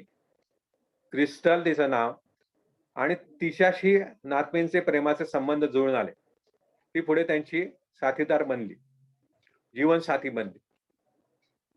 तिथलं शिक्षण पूर्ण केलं आणि व्हिएन्नाच्या त्या खरं म्हटलं तर त्या विद्यापीठामध्येच नाथपाईंना उपनिषदांचा जर्मन तत्वज्ञानावर झालेला परिणाम या विषयावरती डॉक्टरेट करायची होती. त्यासाठी त्यांनी नोंदणीही केलेली होती. पुढच्या दगदगीच्या कालखंडामध्ये आणखीन त्यांना खूप कमी आयुष्य लाभलं. त्यामुळे ते ही पीएचडी काही पूर्ण होऊ शकली नाही. परंतु हा विषय त्याने निवडला होता आणि अभ्यास सुरू केलेला होता. आणि नाथपाई त्यानंतर पुन्हा भारतामध्ये आले आणि भारतामध्ये आल्यानंतर मुंबईला ज्यावेळेला ते आले त्यावेळेला त्यांचं रावसाहेबांनी स्वतः त्यांचे मामा जे आडारकर होते त्यांच्या घरी जाऊन रावसाहेब एक हार घेऊन गेले. तर नाथपाई म्हणाले की मी हार काय घालून घेणार नाही. तर रावसाहेब म्हणाले की नाही नाही तुला तो घेतलाच पाहिजे. त्यांनी त्यांच्या गळ्यामध्ये घातला आणि रावसाहेबांनी त्यांना असा सल्ला दिला की मी काही मोठा तुला काही सल्ला देणार किंवा उपदेश द्यायला आलेलो नाही. परंतु गांधीजी ज्यावेळेला भारतामध्ये आले आणि गोखलेंनी त्यांना सांगितलं तेच तुला मी सांगतो की तुझा देश हा जो आहे ज्या देशासाठी तुला काम करायचं असं तू म्हणतोस. लौकिक अर्थाने नाथपाई बॅरिस्टर झाले असताना सुद्धा त्यांनी लौकिक अर्थाने वकिली केली नाही. ते म्हणाले की मी हा देशाचा प्रतिनिधी आहे, देशांचाच वकील आहे, देशातल्या ह्या गरीब जनतेचाच खरा वकील आहे. तुला जर हे करायचं असेल तर हा समाज तू समजून घेतला पाहिजे, देश समजून घेतला पाहिजे म्हणून देश फिरून बघ म्हणून त्यांनी रावसाहेबांनी त्यांना सांगितलं. आणि त्यामुळे तशा प्रकारचा ते अभ्यास त्यांनी सुरू केला आणि 1957 ची निवडणूक जाहीर झाली. त्याच्या आधी गोव्याचा प्रश्न आंतरराष्ट्रीय स्तरावरती गाजत होता. आणि ह्या गोव्याच्या प्रश्नावरती चळवळ सुरू केलेली होती. नाथपैने या चळवळीमध्ये भाग घेतलेला होता. तिथं जाऊन त्यांनी लोकांना जागृत करण्याचा प्रयत्न केला होता. हे सगळं भूमिगत राहून काम करावं लागायचं. अनेक नेत्यांना अटक झालेली होती. नानासाहेब गोरेही त्यावेळेला ना अटक झालेली होती. आणखीन आग्वाच्या गोव्याच्या तुरुंगामध्ये ते होते. आणि ज्याला 57 ची निवडणूक जाहीर झाली, त्यावेळेला राजापूर मतदारसंघ ह्या त्यावेळेच्या गणतीप्रमाणे देशातला 1 नंबरचा हा लोकसभा मतदारसंघ. 1952 साली ह्या मतदारसंघामध्ये मोरोपंत जोशी या काँग्रेसच्या उमेदवारांनी, ज्येष्ठ कार्यकर्ते होते, त्याने नानासाहेब गोरे यांचा पराभव केलेला होता. आणि त्यामुळे 1957च्या निवडणुकीमध्ये नानासाहेब तर ॲग्वाच्या तुरुंगामध्ये होते. प्रजासमाजवादी पक्षाला कोण उमेदवार द्यायचा ह्याचा तो विचार समोर आलेला होता. याच वेळेला संयुक्त महाराष्ट्राचं आंदोलन पेटलेलं होतं. कारण नवीन भाषावार प्रांत रचना व्हायला लागलेली होती. येऊ घातलेले होते आणि त्याच्यावरचा जो संघर्ष तुम्हाला माहित आहे तो जोरात चालू होता. काँग्रेसच्या लोकांनी त्याला विरोध केलेला होता. आणखीन प्रजासमाजवादी पक्षाने त्या आंदोलनामध्ये उडी घेतलेली होती. एस.एम. जोशी यांच्या नेतृत्वाखाली जोरामध्ये ते काम चालू होतं. त्याच्यामध्ये नाथपैंनी उडी घेतली आणि सगळे काम करायला लागलेले होते. आणि सगळ्यांनी असं ठरवलं की नाथपैंना ह्या मतदारसंघातून उभं करायचं. 52 साली आमदारकीला जो उमेदवार खरं म्हणजे पराभूत झालेला होता बेळगावमधून, म्हणून 57 साली नाथपैंची निवड करण्यात आली की ह्या मतदारसंघातून त्यांनी निवडणूक लढावी. रावसाहेब स्वतः तिथं रावसाहेब पटवर्धन आले, त्यांनी नाथपैंना धोक्याचा इशारा दिला. ते म्हणालेले की मोरोपंत जोशी हे खूप ज्येष्ठ कार्यकर्ते आहेत, अत्यंत लोकप्रिय आहेत, अत्यंत तत्वनिष्ठ आहेत, आणखीन उत्तम अशा प्रकारचं ज्यांची चारित्र्य अशा आहेत, अशा आपल्या विरोधक नेता हे लक्षात घे. त्यामुळे तुला मी धोक्याचा इशारा देतो की निवडणूक लढू नकोस. परंतु नाथ म्हणाले की माझं अंतर्मन सांगतं की मी ही निवडणूक लढवावी आणि तुमचे मला आशीर्वाद द्या. नाथपै आले, आणखीन नाथपैंनी पुन्हा आपल्या मातृभूमीकडे ते आले. वेंगुर्ल्याला आले. इथलं जे रामेश्वर मंदिर, तिथं रामेश्वराचं दर्शन घेतलं. आपल्या सगळ्या सहकाऱ्यांना मिळाले, आणखीन ही निवडणूक त्यांनी लढवली. त्यांनी जी सभा घेतली, त्यांची जी पहिली सभा झाली रामेश्वर मंदिरामध्ये, त्यावेळेलाच लोकांनी जवळजवळ हा आपला नाथ, हा आपला नेता आहे. त्यांनी पहिल्यांदा सभेमध्येच असं सांगितलं की मोरोपंत जोशींबद्दल मला अत्यंत आदर आहे. परंतु त्यांनी संयुक्त महाराष्ट्राला विरोध केलेला आहे. आपल्या लोकांच्या लोकशाहीला विरोध केलेला आहे. लोकांच्या इच्छेच्या विरोधी ही वागतायत. हे काही मला योग्य वाटत नाही. आणि त्यावेळी लोकांनी उत्स्फूर्त असा प्रतिसाद नाथपैंना दिला. ते त्यांच्या भाषणांनी प्रचंड प्रभावित झाले. लोकांनी ठरवलं की हा आपला नेता आहे, हा आपला राजा आहे. आपण ह्याला निवडून दिला पाहिजे. मोरोपंत जोशीने जवळजवळ कबूल केलं की आपण ही निवडणूक जिंकू शकणार नाही. आणि झंझावातासारखी सगळीकडे त्यांचे कार्यकर्ते, प्रजासमाजवादी पक्षाचे सगळे त्यांचे सहकारी ते सगळीकडे फिरले. बेळगावचे होते, कोल्हापूरचे होते आणि सिंधुदुर्ग जिल्ह्यातले होते. सगळेजण फिरले. सगळ्यांनी जीवाचं रान केलं आणि नाथपै प्रचंड मताने निवडून आले. प्रचंड मताने म्हणजे सगळी जितकी मत होती त्याच्यापेक्षा 80% मध्ये नाथपैंनाच पडली आणि त्या मोरोपंत जोशींचं अक्षरशः डिपॉझिट जप्त झालं. आणि लोकांनी प्रचंड विश्वास ह्या आपल्या नेत्यावरती दाखवला. नाथपै लोकांमध्ये असे मिसळत असत की त्यांना ते आपले वाटत असत. प्रचंड प्रेम केलं नाथपैंनी आपल्या ह्या मतदारसंघातील सगळ्या लोकांवरती. किती प्रेम होतं. नाथपै ज्या घरामध्ये जायचे, त्या घरामध्ये गेल्यानंतर त्यावेळेचा प्रचार हा काही गाड्याने किंवा ह्याने होत नव्हता. ते एसटीने फिरत असत, सायकलने फिरत असत, चालत फिरत असत. कोणाच्या ओट्यावरती जिथे बसायची तिथं ते त्यांचं फुलंने असं वर्णन केलं की ज्या घराच्या ओट्यावरती ते बसायचं ते तिथे त्यांचं राजसिंहासन व्हायचं आणि ज्या घरामध्ये ते जायचे ती त्यांची राजधानी व्हायची. अशा प्रकारे त्या सगळ्या लोकांमध्ये ती मिसळत असत. घरामध्ये गेल्यानंतर हा मुलगा त्या ठिकाणी कुठली साधी पेस्ट दिली तरी ती पेज आवडीने खायचा. कोणीतरी माशाचं हिमणं केलं तर तेही खायचा. आणखीन ते खाल्ल्याबरोबर तिथल्या गृहिणीचाही ताबडतोब अगं किती छान झालंय म्हणून कौतुक करायचं त्यांच्या कोकणी भाषेमध्ये, मालवणी भाषेमध्ये. खूप छान झाला हां. मला खूप आवडला. आई खूप चांगला केलाय तू. असं म्हणून ते तिला जवळ जायचे. ती आई तिला जवळ घ्यायची. नाथबाई ही तिथल्या अनेक जे वडीलधारे होते त्यांचा मुलगा झालेला होते. ही मुलं लोकं त्यांना पुत्रवत प्रेम करायचे. ते कोणाचे भाऊ होते, बहिणींचे बहिणींना, भावांना ते भाऊ वाटायचे. अनेकांना ते सहकारी मित्र वाटायचे आणि तिथल्या ज्येष्ठांना ते आपला मुलगाच आहे असं वाटायचं. नाथबाईंची आई त्यांना राजा म्हणायची.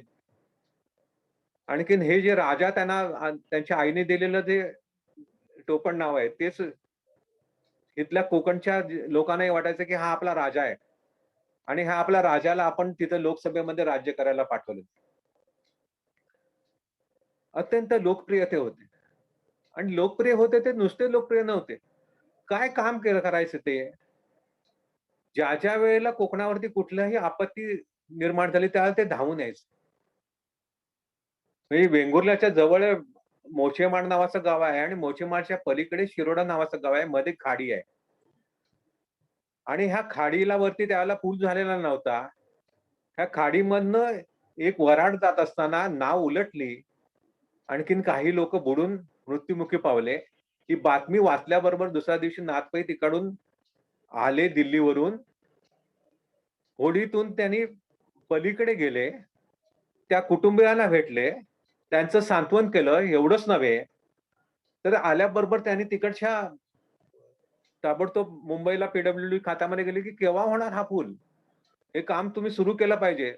लगेच लोकसभेमध्ये गेल्यानंतर त्याने हा प्रश्न मांडला आणि पुलाचं सर्वेक्षण आणि काम सुरू करायला लावलं. त्यावेळेला परंतु सगळ्यांनीच काही जमिनी वगैरे ताबडतोब दिल्या नाहीत आणि त्यामुळे ते काम एवढं रेंगाळलं, की नाथपैंच्या कारकिर्दीत हा पूल पूर्ण होऊ शकला नाही. नाथपैंची कारकीर्द झाल्यानंतर नाथपै गेल्यानंतर हा पूल पूर्ण झाला. त्याला नाव नाथपैंचं दिलेलं आहे. ज्यावेळेला 1962 साली मे महिन्यामध्ये, खरं म्हणजे पावसाळ्याचे दिवस नव्हते, परंतु मे महिन्यामध्ये प्रचंड प्रमाणामध्ये वादळी वारे वाहिले. आणखीन सिंधुदुर्ग आणखीन रत्नागिरी जिल्ह्यामध्ये प्रचंड प्रमाणात हानी झाली. मोठं वादळ आलं आणि ह्या वादळाचा एवढा प्रचंड परिणाम झाला, की अक्षरशः माड उधळून गेलेत. एवढं मोठं वादळ कोणी बघितलंच नव्हतं. हे कळल्यानंतर नाथपै ताबडतोब दिल्लीवरून निघाले. म्हणजे रत्नागिरीची सरकारी फौज, सरकारी लोक यायच्या आधी नाथपै आपल्या मतदारसंघामध्ये पोहोचले. ते सावंतवाडीला गेले आणि तिथले आपले सहकारी जयानंद मटकर आणखीन इतर सहकार्यांनी त्यांना गोळा केलं. म्हणाले की ताबडतोब वेंगुर्ल्याला पोहोचायचे. परंतु कुठलंच वाहन त्यावेळेला उपलब्ध नव्हतं. वाहनाने तिकडे जाणं शक्य नव्हतं. रस्ते सगळे रस्ते म्हणाले बंद आहेत. जायचं कसं? म्हणे आपण सायकलने जाऊया. सायकलने ते जायला निघाले. 22 किलोमीटरचं अंतर आहे सावंतवाडी आणखीन वेंगुर्ल्यामध्ये. खरं म्हणजे तासा दीड तासामध्ये यायला पाहिजे होते, परंतु हे अंतर कापायला त्यांना 6 तास लागले. कारण रस्त्यावरती सगळीकडे झाडं पडलेली होती, इतरही गोष्टी पडल्या होत्या. ते लोकांना त्यांनी जवळ केलं. लोकांना सांगितलं की सरकारी मदत येईल तेव्हा येईल. आपणच आपली मदत केली पाहिजे. आणि लोकांबरोबर ते कामाला लागले आणि लोकांना त्यांनी ज्या प्रकारे त्यांनी लोकांना यासाठी प्रेरणा दिली त्याप्रमाणे लोकही कामाला लागली आणि लोकांनी झाडं, रस्ते मोकळे करायला लागले आणि 6 तासाने ते वेंगुर्ल्याला पोहोचले. संध्याकाळी पुन्हा मटकरांना आणखीन त्यांच्या साथीदारांना जायचं होतं सावंतवाडीला. जाताना 1.25 तासामध्ये मटकर आणि त्यांचे साथीदार जाऊ शकले. म्हणजे सगळे रस्ते मोकळे झालेले होते.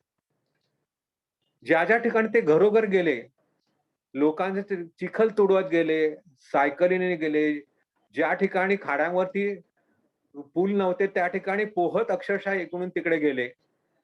जे काय मिळेल ते खाल्लं त्याने आणि लोकांना प्रेरणा दिली आणि लोकांचं धैर्य दिलं लोकांना आणि लोकांच्या बरोबर आपण आहे असं सातत्याने राहिलंय.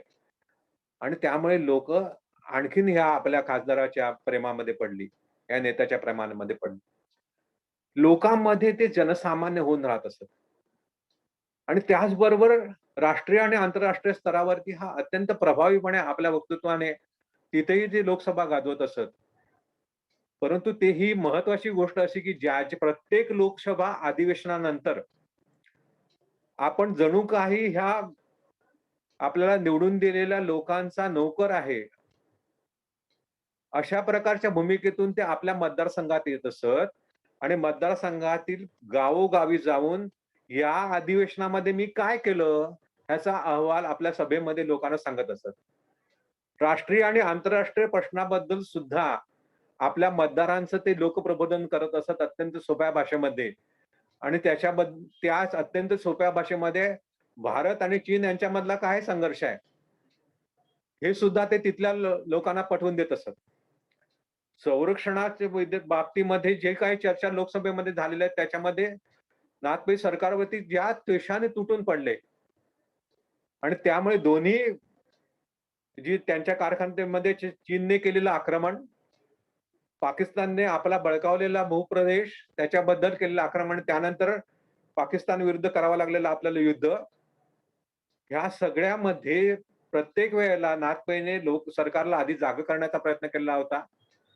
सरकारला आपल्या त्रुटी दाखवून दिलेल्या होत्या आणि हे चालणार नाही हे दाखवून दिलेलं होतं. ज्या वेळेला असे प्रश्न निर्माण झाले की जिथे जिथे भ्रष्टाचार दिसेल तो भ्रष्टाचार समोर आणत असत आणि त्यामुळे ते एवढे प्रभावी वाटत असत की पंडित नेहरू त्यांना म्हणालेले होते की तू वंचितांचा आवाज ह्या लोकसभेमध्ये बन, असं त्यांना पहिल्याच लोकसभेनंतर पंडितजींनी सांगितलेलं होतं. ते अत्यंत द्वेषाने सरकारवरती तुटून पडत असत, परंतु दुसऱ्या बाजूला त्यांची राजकारणाची काय व्याख्या होती, राजकारण ते कशाला समजत असत. नाथपैने असं म्हटलंय की अन्याय हा कुरूप आहे म्हणून मला त्याच्याबद्दल राग आहे. ते असं म्हणत असत भ्रष्टाचार हा कुरूप आहे म्हणून मला त्याच्याबद्दल राग आहे. दारिद्र्य हे कुरूप आहे म्हणून ते नष्ट झालं पाहिजे असं मला वाटतं. आणि म्हणून माझं राजकारण ही सौंदर्याची उपासना आहे. आणि त्यासाठी एका बाजूला हा सातत्याने संघर्षामध्ये असलेला ही व्यक्ती दुसऱ्या बाजूला अत्यंत रसिक होती. त्यांना आपल्या कलाकारांबद्दल, साहित्यिकांबद्दल अत्यंत आत्मीयता होती. अनेक साहित्यिकांबरोबर त्यांचे खूप जिव्हाळ्याचे संबंध होते. साहित्यावरती त्यांचं केवढं परिभूत होतं. गपर प्रधान हे त्यांचे सहकारी, मी तुम्हाला सांगितले की त्यांची नंतर प्रधान सरांनी एक आठवण नमूद करून ठेवलेली आहे. नाथपैंनी त्यांच्याबरोबर एकदा शेक्सपियरच्या सॉनेट्स आणि शेक्सपियरच्या सॉनेट्सची भेंड्यांची म्हणालेले आपण भेंड्या खेळूया, कसली तर शेक्सपियरच्या सॉनेटच्या भेंड्या खेळूया. अनेक सॉनेट्स त्यांना मुखोद्गत होती. अनेक कवींची कवनं त्यांना मुखोद्गत होती. आणि ज्या वेळेला असे विषय यायचे त्या वेळेला त्या साहित्यकांबरोबर त्या विषयावरती ते बोलू शकायचे. त्यांना संगीतामध्ये रुची होती. केवळ पाश्चात्य नव्हे तर भारतीय संगीतामध्ये त्यांना रुची होती.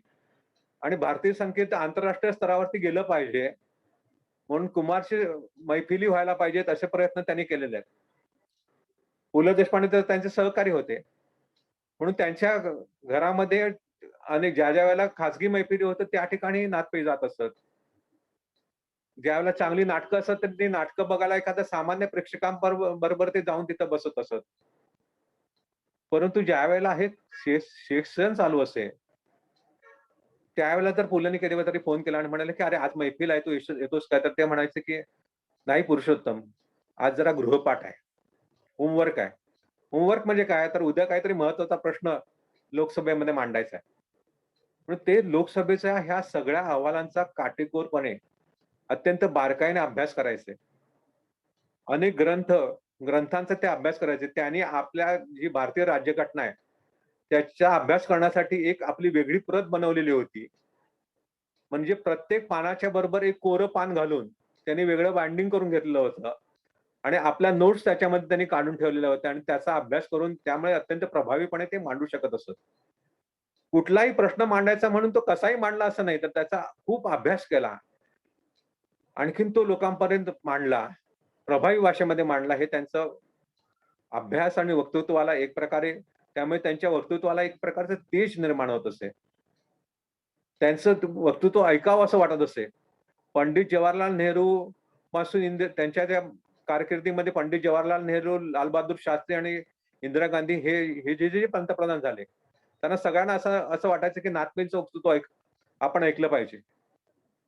नाथपैंचं नाव पुकारल्यानंतर पंडितजी निघाले, सभागृहातून निघालेले पंडितजी पाठीमागे फिरलेले आहेत. आणखीन त्यांनी नाथपैंचं वक्तृत्व ऐकेपर्यंत ते थांबलेले आहेत.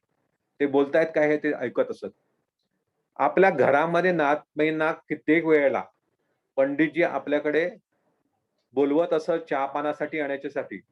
म्हणजे किती विरोध तिथं असला तरी ते सभागृहातून बाहेर पडल्यानंतर आपण मित्र आहोत आणि त्यामुळे सगळ्या विरोधकांमध्ये सुद्धा त्यांचे अत्यंत प्रेमाचे संबंध होते. वैयक्तिक संबंध कटुता येऊ द्यायची नाही हे पथ्यही त्यांनी पाळलेलं होतं आणि ते त्याच्या घरी जात असत, त्यांच्याबरोबर चर्चेमध्ये सहभागी होत असत.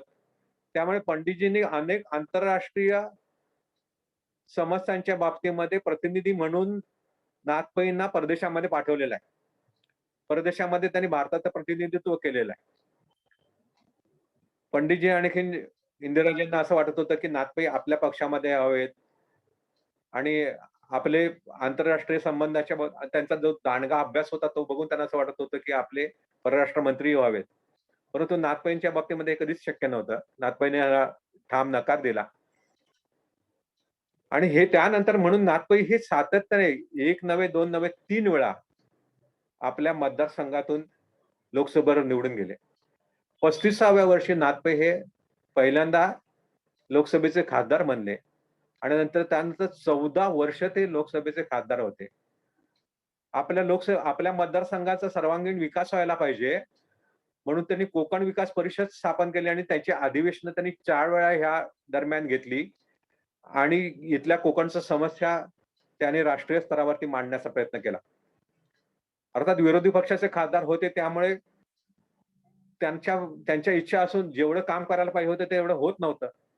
कोकण रेल्वे झाली तरच ह्या भागाचा कायापालट होईल हे त्यांना माहित होतं आणि म्हणून आपल्या शेवटच्या कालखंडामध्ये इंदिरा गांधी पंतप्रधान होत्या आणि रेल्वे बजेट सादर करण्यात आलं.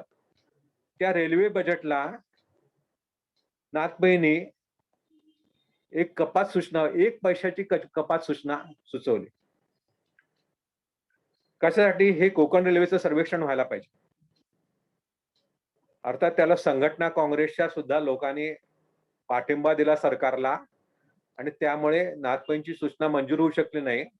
परंतु नाथपै काय करू शकतात? कारण जर कपात सूचना मंजूर झाली बजेटवरची तर तो सरकारचा पराभव मानण्यात येतो आणि सरकारला राजीनामा द्यावा लागेल हे त्यांना माहित होतं आणि त्यामुळे इंदिरा गांधींनी लगेच नाथपैंना बोलावून घेतलं आणि ह्या कोकण रेल्वेचं सर्वेक्षण जाहीर केलं. त्यांनी ते सर्वेक्षण त्यावेळेला करून घेतलं आणि म्हणूनच पुढे आपल्याला माहित आहे की मधुदंडवते यांच्या कारकिर्दीमध्ये पहिल्यांदा ते रेल्वे मंत्री म्हणून आणि नंतरच्या कारकिर्दीमध्ये ते आपल्या देशाचे अर्थमंत्री होते. त्यावेळेला हे कोकण रेल्वेचं स्वप्न जे नाथपैंचं होतं ते पूर्ण झालं. ही प्रेरणा सुद्धा नाथपैंची आहे. एवढे हे विलक्षण काम करत असताना नाथपैंचा आणखीन एक कोकणच्या विकासाबरोबर त्यांचा अत्यंत जिव्हाळ्याचा प्रश्न म्हणजे सीमा प्रश्न. बेळगावचा जो सीमा प्रश्न होता तो त्यांचा अत्यंत जिव्हाळ्याचा प्रश्न होता. खरं म्हणजे संयुक्त महाराष्ट्र आंदोलन झालं आणखीन ज्या वेळेला संयुक्त महाराष्ट्र निर्माण झाला आणि महाराष्ट्र राज्य वेगळं निर्माण झालं त्यावेळेलाच बेळगाव हा भाग सुद्धा महाराष्ट्रामध्ये गेला पाहिजे यासाठी नाथपै संघर्ष करत होते. आणखीन त्यावेळेला बेळगाव काही त्या महाराष्ट्रामध्ये समाविष्ट करण्यात आलेलं नव्हतं. बहुसंख्येने मराठी लोक असूनही त्यांना महाराष्ट्रामध्ये जाता आलं नव्हतं म्हणून संघर्ष चालू होता बेळगावच्या आजूबाजूच्या भागामध्ये. शेतसारा द्यायचा नाही अशा प्रकारचा निर्णय घेतला. शेतकऱ्यांनी मोठं आंदोलन केलं.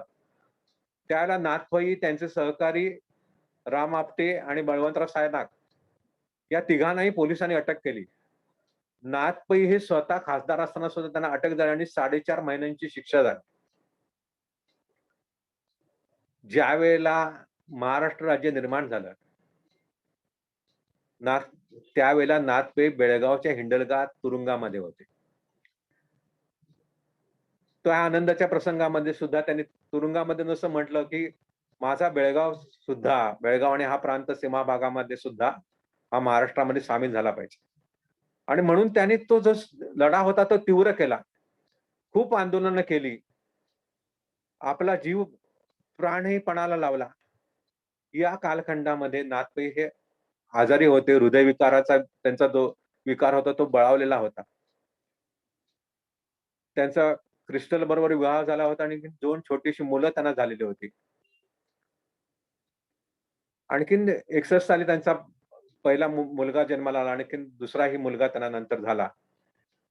त्याने आपल्या पहिल्या मुलाचं नाव ठेवलं आनंद आणि दुसऱ्या मुलाचं नाव ठेवलं दिलीप. एक गमतीदार प्रसंग प्रधान सरांनी नोंदवलेला आहे, की एकदा हे नाथपै आणखीन प्रधान सर गप्पा मारत होती. तिथे एक महिला आली त्यांना भेटायला. त्याला दिलीप खेळत होता. त्यांनी म्हटलं, की "हा हा तुमचा लहान मुलगा?" तो म्हणाले, की "हा कोण? हा माझा मुलगा." "काय नाव त्याचं?" तर म्हणाले, "त्याचं नाव दिलीप." तर ती महिला म्हणाली, "हां, दिलीप कुमार काय?" असं ती महिला म्हणायला लागली. नाथपैने तिला ताबडतोब बडवलं. नाथपै म्हणाले, की "रघुवंश तुम्ही वाचलाय का? त्या रघुवंशामध्ये दिलीप नावाचा एक चक्रवर्ती सम्राट होऊन गेला. ह्याच्यावरून मी ह्याचं नाव दिलीप ठेवलेलं आहे." ह्या दिलीप राजा जसा कनाळू होता, की एका गायीसाठी आपलं आपलं शरीर द्यायला तो तयार झालेला होता, अशी कथा त्या रघुवंशामध्ये आहे. अशा प्रकारचा हा हवा असं मला वाटतं. ती बाई तिचं काय बोलावं तिला सुचेना, अवाक झाली ती.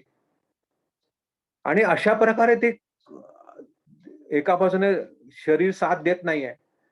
पत्नी म्हणत होती म्हणजे सातत्याने एवढं काम, सातत्याने लढे, सातत्याने संघर्ष हे चालूच होतं. कुठेही ते उसंत घेत नसत.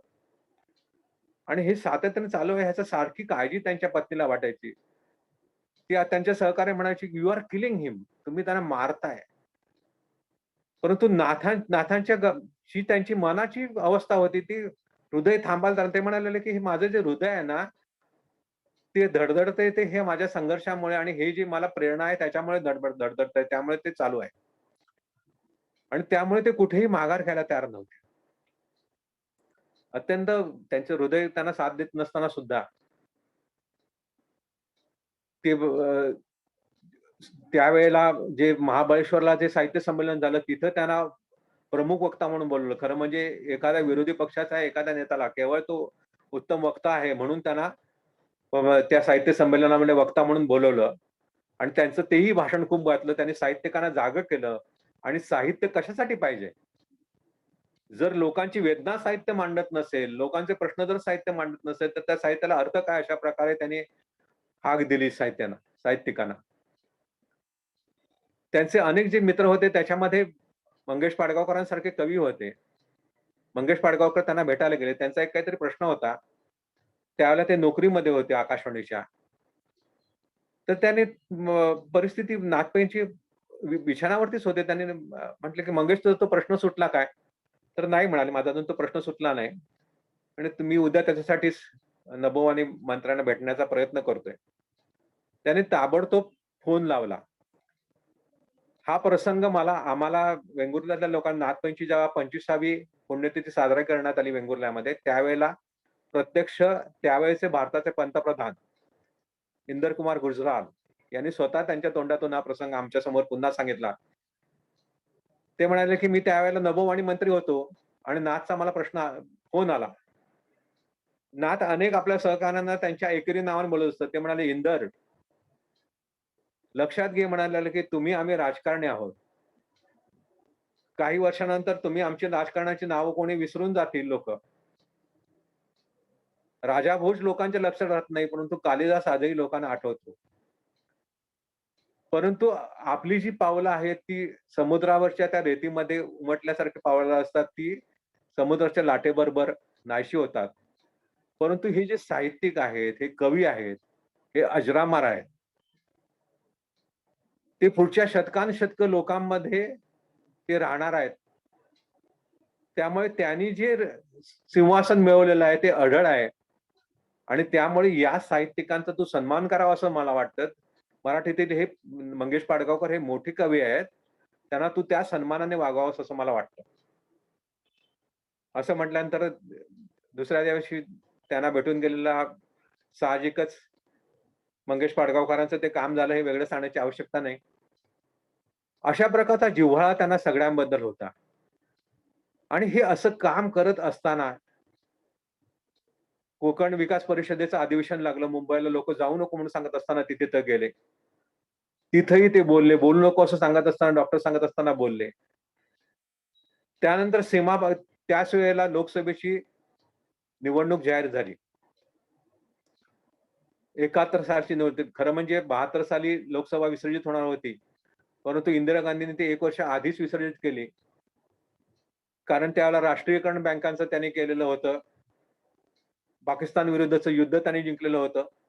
आणि त्यामुळे त्या निवडणुकीमध्ये आपल्याला निश्चितच यश मिळेल असं वाटलं. 71 साली त्यांनी निवडणूक जाहीर केली.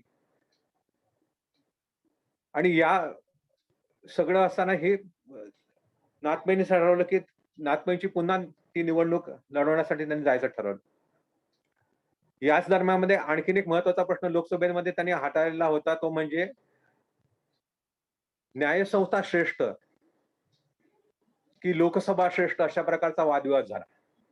आणि त्यामध्ये नाथपैंनी म्हटलं की राज्यघटनेमधलं कुठलंही कलम दुरुस्त करण्याचा अधिकार लोकसभेला असला पाहिजे, कारण शेवटी लोकसभा ही लोकांची प्रतिनिधी आहे.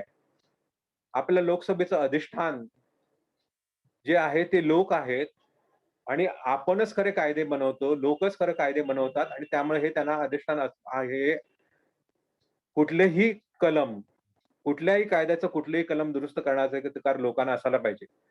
याबद्दल त्यांच्या आणखीन अनेक लोकांचे मतभेद झालेले होते. आणखीन तुम्हाला माहित आहे की नानी पालखीवाला त्यावेळेचे प्रसिद्ध विधिज्ञ तज्ञ आणि नाथपै यांची जवळजवळ जुगलबंदी, एक प्रकारची वादविवाद मुंबईमध्ये जो झाला, अत्यंत गाजला. दोघांनी आपले पक्ष अतिशय सुंदरपणाने लोकांपर्यंत पोहोचवले. त्यावेळी ध्वनिफीत नाथपैंची एक उपलब्ध आहे फक्त. त्यावेळेला वरनं आपल्याला कळतं की नाथपैंचं वक्तृत्व किती प्रभावी होतं.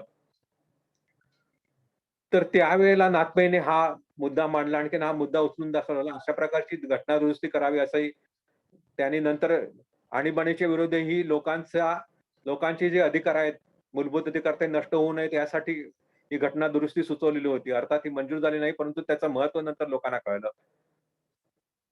आणि नाथपै त्यामुळे एक सीमा भागामध्ये 17 जानेवारी ही जी तारीख आहे, त्या 17 जानेवारीला पूर्वीच्या संघर्षामध्ये लोक हुतात्मा झाले होते म्हणून तो हुतात्मा दिन म्हणून साजरा केला जात होता. आणि 17 जानेवारीच्या ह्या 71च्या सभेमध्ये भाग घेण्यासाठी नाथपैंनी यायचं ठरवलं. डॉक्टरनी परवानगी दिलेली नव्हती. डॉक्टर सांगत होते जाऊ नको. नाथपैंनी हट्ट सोडला नाही, मी जाणार असं निश्चित सांगितलं. त्यावेळेला ते ज्यावेळेला विमानतळावरती गेले त्यावेळेला डॉक्टर तुळपुळे त्यावेळेला तिथे त्यांना भेटले. त्यांनी सांगितलं की नाथ तुझी तब्येत मला काही योग्य दिसत नाही. तिथंच त्यांना तपासलं. तू जाऊ नकोस असं सांगताना ते म्हणाले की नाही, शक्य नाही, मला गेलं पाहिजे, बेळगावची सभा केली पाहिजे आणि दुसऱ्या दिवशी वेंगुर्ल्याला माझी पहिली सभा आहे निवडणूक प्रचारासाठी, त्यासाठी मला गेलं पाहिजे. त्यांची पहिली आणि शेवटची सभा निवडणूक प्रचाराची नेहमी वेंगुर्ला इथे होत असे, आपल्या जन्मगावी.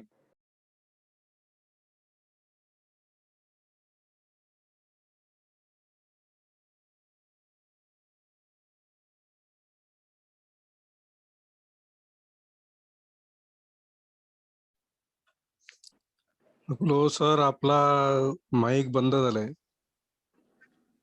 देवदत्त सर अनम्यूट करा, अनम्यूट करा. चुकून म्यूट झालाय तुमचा फोन.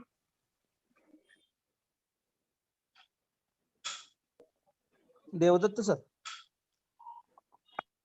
Okay okay. त्यांची प्रचंड सभा बेळगावच्या युनियन जिमखानावरती भरलेली होती. मी लहान होतो परंतु ती सभा बघण्याचं भाग्य मला लाभलेलं आहे.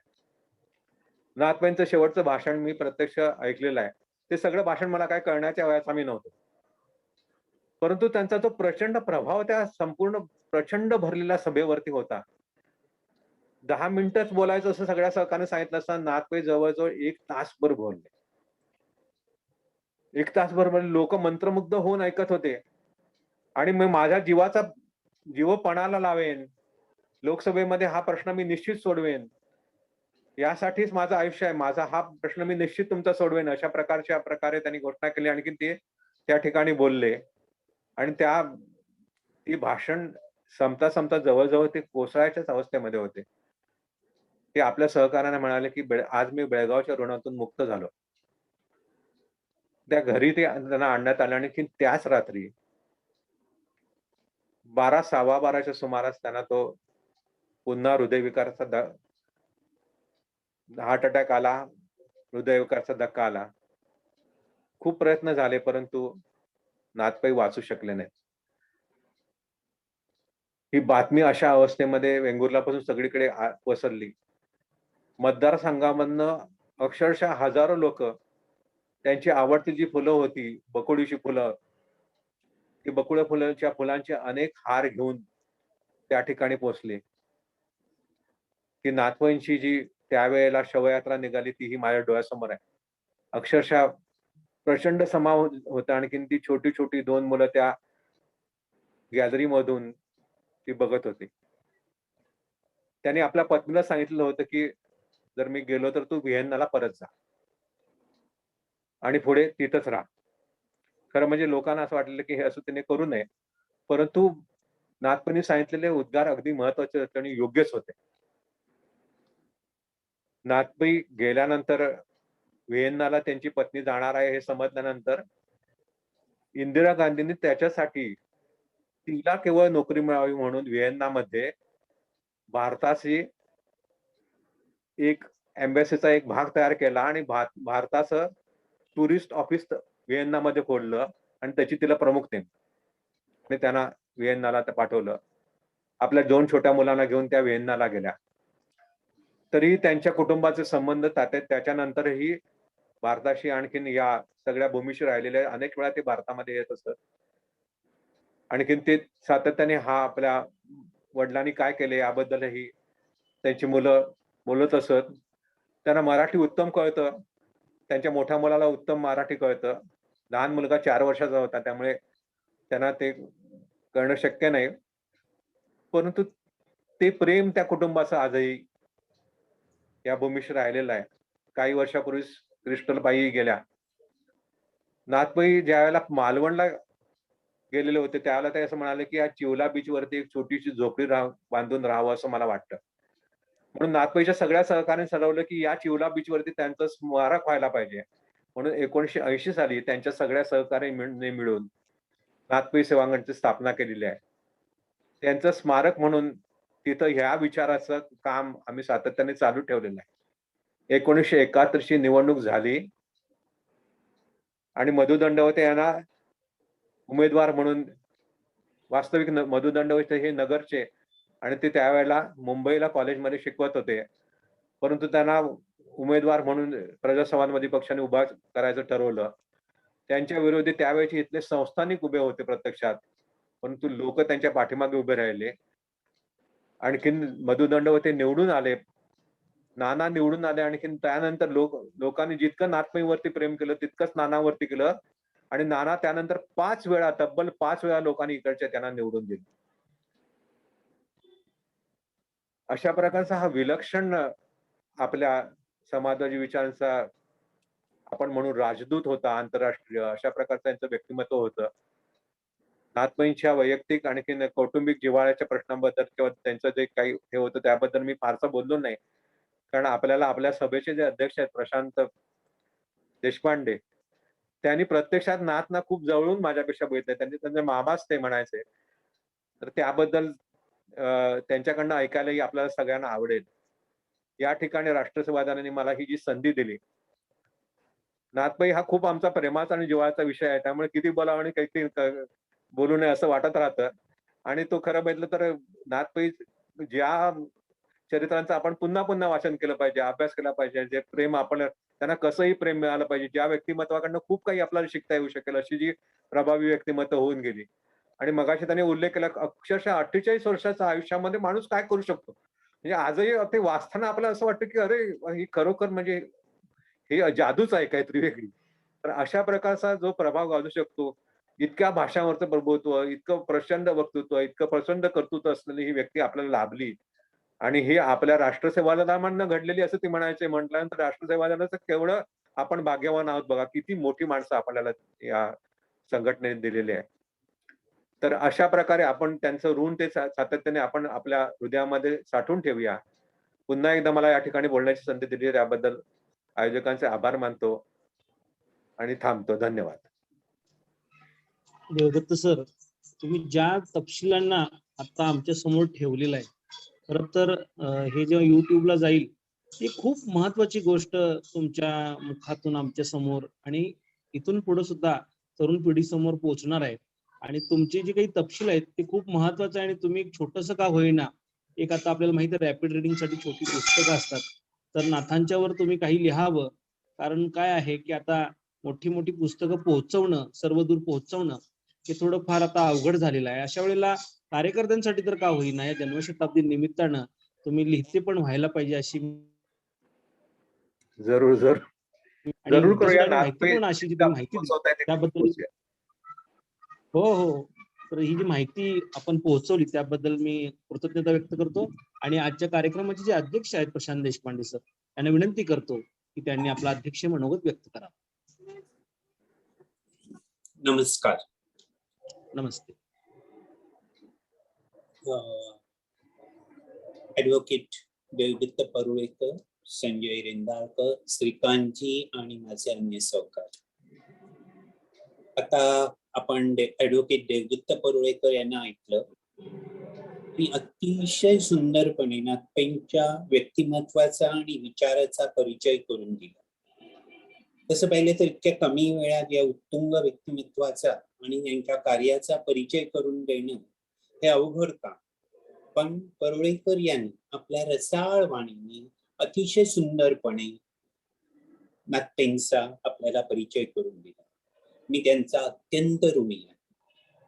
तसंच सेवा दलाने आयोजित या कार्यक्रमात मला सहभागी करून घेतलं त्याबद्दल आयोजकांचे मनापासून आभार. आता माझ्याकडे मुख्य प्रश्न असा आहे की मी काय बोलायचं. इतकं सुंदर दाभोलकर बोलून गेले, इतके सर्व मुद्दे आणि नाथमामांच्या जीवनातले सगळे महत्वाचे प्रसंग त्यांनी नमूद केले. त्यामुळे आता मला काय बोलायचा हा प्रश्न आहे. तरी सुद्धा मी जी तयारी केली आहे ते मी तुम्हाला वाचून दाखवतो. आपण आता म्हटलं की नाथपेंचं व्यक्तिमत्व हे अष्टपैलू व्यक्तिमत्व आहे. त्यांच्या सार्वजनिक जीवनाची सुरुवात ही सेवा दलाचा कार्यकर्ता अशी होती. हे महत्वाचं आहे.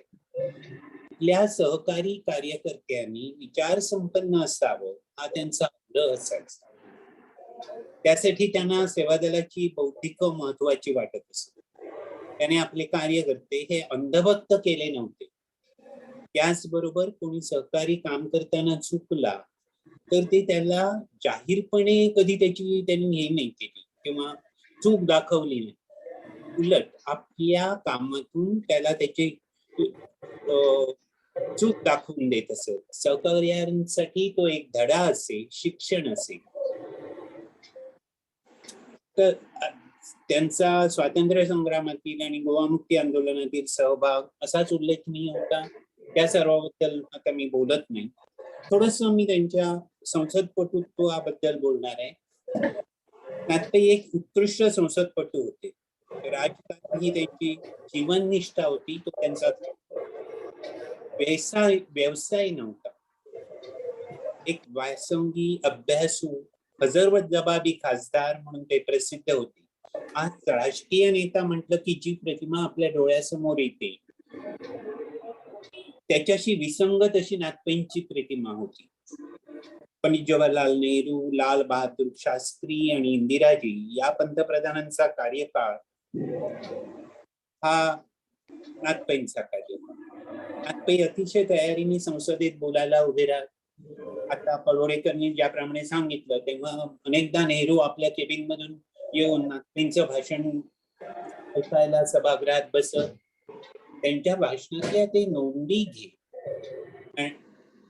या तिन्ही पंतप्रधानांच्या कामावर, धोरणावर, विशेषतः परराष्ट्र धोरणावर नाथपेंनी कडाडून टीका केली. पण टीका करताना ती कधीही वैयक्तिक नसते.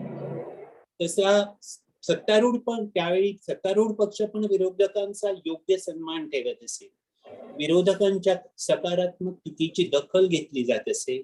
सरकारवर टीका करणारा म्हणजे देशद्रोही आजच्यासारखी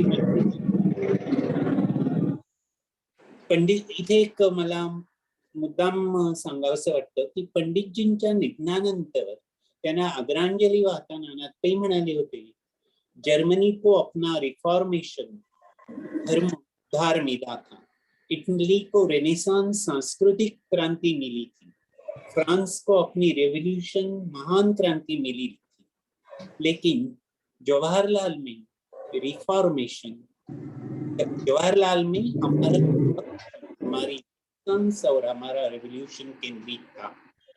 म्हणजे पंतप्रधान नेहरूंच्यावर टीका करणारे नाथपै व्यक्ती म्हणून त्यांचा केवढा आदर करत होते हे याला आपल्याला यातून दिसतं.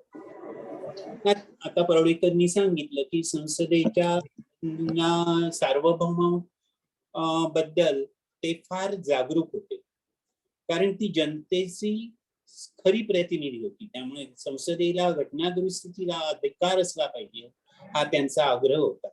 त्यासाठी त्यांनी प्रचंड धडपड केली, प्रयत्न केले. ते म्हणत असत, dead shall not rule us from their graveyards. अर्थात पुढील सरकारांनी या घटनादुरुस्ती विरोधकाचा वापर पक्षीय स्वार्थासाठी केला. नाथपैंना घटनादुरुस्तीचा असा वापर अभिप्रेत नव्हता. नाथपैंची आणखी एक विशेषता सांगता येईल, जसं परुळेकरांनी म्हटलं तसं, की संसदेचं अधिवेशन संपलं की हा माणूस तडक आपल्या मतदारसंघात जात असे. संसदेमध्ये आपण एकूण काम काय केलं याचा अहवाल ते आपल्या मतदारांना समजावून सांगत असत. मतदारांना समजेल अशा साध्या सोप्या भाषेत ते त्यांना सांगत असत. आणि त्याच वेळी ते त्यांचे नवीन प्रश्न समजून घेत असत. कोणत्याही गावी गेली तरी तिथल्या माणसांची नावं ते अचूकपणे घेत असत, त्यांना साथ घालत असत. बोलता बोलता खट्याळपणे एखाद्याची टोपी उडवत असत. याचा जनमानसावर चांगला परिणाम होत असत. हे स्वतः मी सर्व अनुभवलेलं आहे. आता त्यांच्या वक्तृत्वाबद्दल थोडस बोललं पाहिजे. आपल्या अमोघ वाणीने त्याने अनेकांना मंत्रमुग्ध केलं. नाथपै बोलायला उभे राहिली आणि त्यांनी सभा जिंकली नाही असं कधी झालं.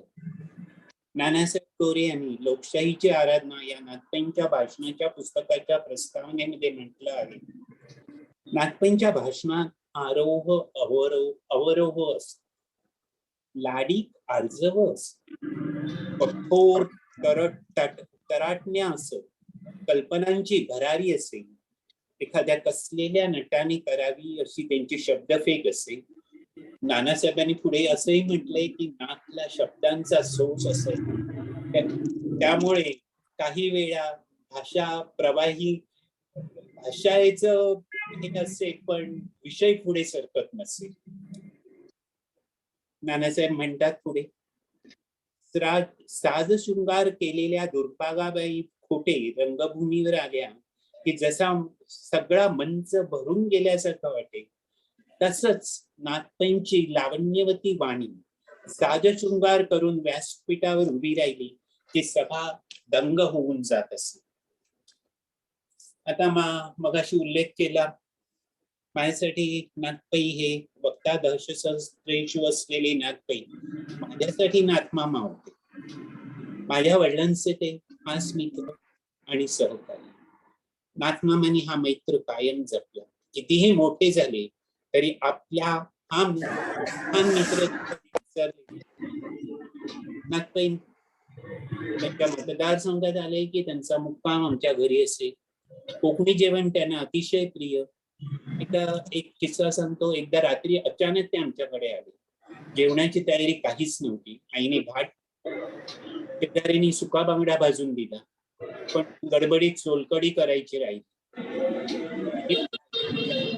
तिला सोलकढी नाही केलीच. आईने रात्री 11 वाजता नारळ फोडला, खोबरं किसलं, सोलकढी केली. तो हे गृहस्थ माझ्या तसाच हात घेऊन मायापाशी गप्पा मारत पानावर बसलेले होते. कोकणी पदार्थ त्यांना खूप आवडत. आता दुसऱ्याच्या छोट्या छोट्या गोष्टीचं पण ते कौतुक करत असत. आता मला अनुभव आहे, मी 11वी पास झाल्यावर त्यांची अभिनंदनाची तार आली. तसंच एकदा मी त्यांना विचारलं, मग झोपडीलाच का तुमच्या मत द्यायचं? त्यांची निवडणूक निशाणी झोपडी होती प्रजा समाज पक्षाची त्यावेळेला. त्यानंतर त्यांनी दिलेलं उत्तर आज आठवत नाही, परंतु तो प्रश्न त्यांना आवडला होता. त्यांच्या अशा असंख्य आठवणी आहेत. मी त्यांची अनेक भाषणं वेंगुर्ल्याच्या रामेश्वर मंदिरात ऐकली आहेत. मी त्यांच्या प्रचार दौऱ्यावर काही वेळा त्यांच्या बरोबर जात असे, तेव्हा त्यांच्या भाषणाचा अर्थ समजत होता असं नाही. प्रचार दौऱ्यातून गाडीतून फिरायला मिळतं एवढा माफक स्वार्थ त्यात असेल. नाथमामा तुम्ही मोठे आहेत असे त्यावेळी वाटलंच नव्हतं. ते तर घरातले होते आमच्यासाठी. पुढे समज आल्यावर त्यांचा मोठेपणा समजला. मी त्यांचं ऐकलेलं शेवटचं भाषण पुण्यात रावसाहेब पटवर्धन यांच्या प्रथम स्मृती दिनाचं. त्याचवेळी नाथमामा या व्यक्तिमत्वाचा आवाका प्रथम समजला. नाथमामांच्या निधनानंतर लोकशाहीची आराधना हा त्यांच्या भाषणाचा संग्रह बाबांनी संपादित केला. या पुस्तकातली काही भाषणं मी ध्वनिफीतीवरून लिहून काढली. मग नाथमामांचं मोठेपण समजू लागलं. या थोर माणसाचा मला सहवास लाभला, प्रेम मिळालं. हेच माझं भाग्य आहे. पुन्हा एकदा नाथमामांना अभिवादन करून मी आपली रजा देतो. धन्यवाद. धन्यवाद देशपांडे सर. तुम्ही अत्यंत सुंदर अशा पद्धतीचा अध्यक्षीय, कारण देवदत्त परुळेकर सरांनी इतकी काही मुद्दे आणि तपशील मांडले आणि त्याला तुम्ही एकदम जो काही म्हणूया आपण एक यथार्थ अशा पद्धतीचं अध्यक्षीय त्याला जोडलं. आणि तुम्ही हे जे तुमचं आता जे भाषण थोडक्यात केलेलं आहे ते कृपा करून तुम्ही फेसबुकला सुद्धा शेअर करा.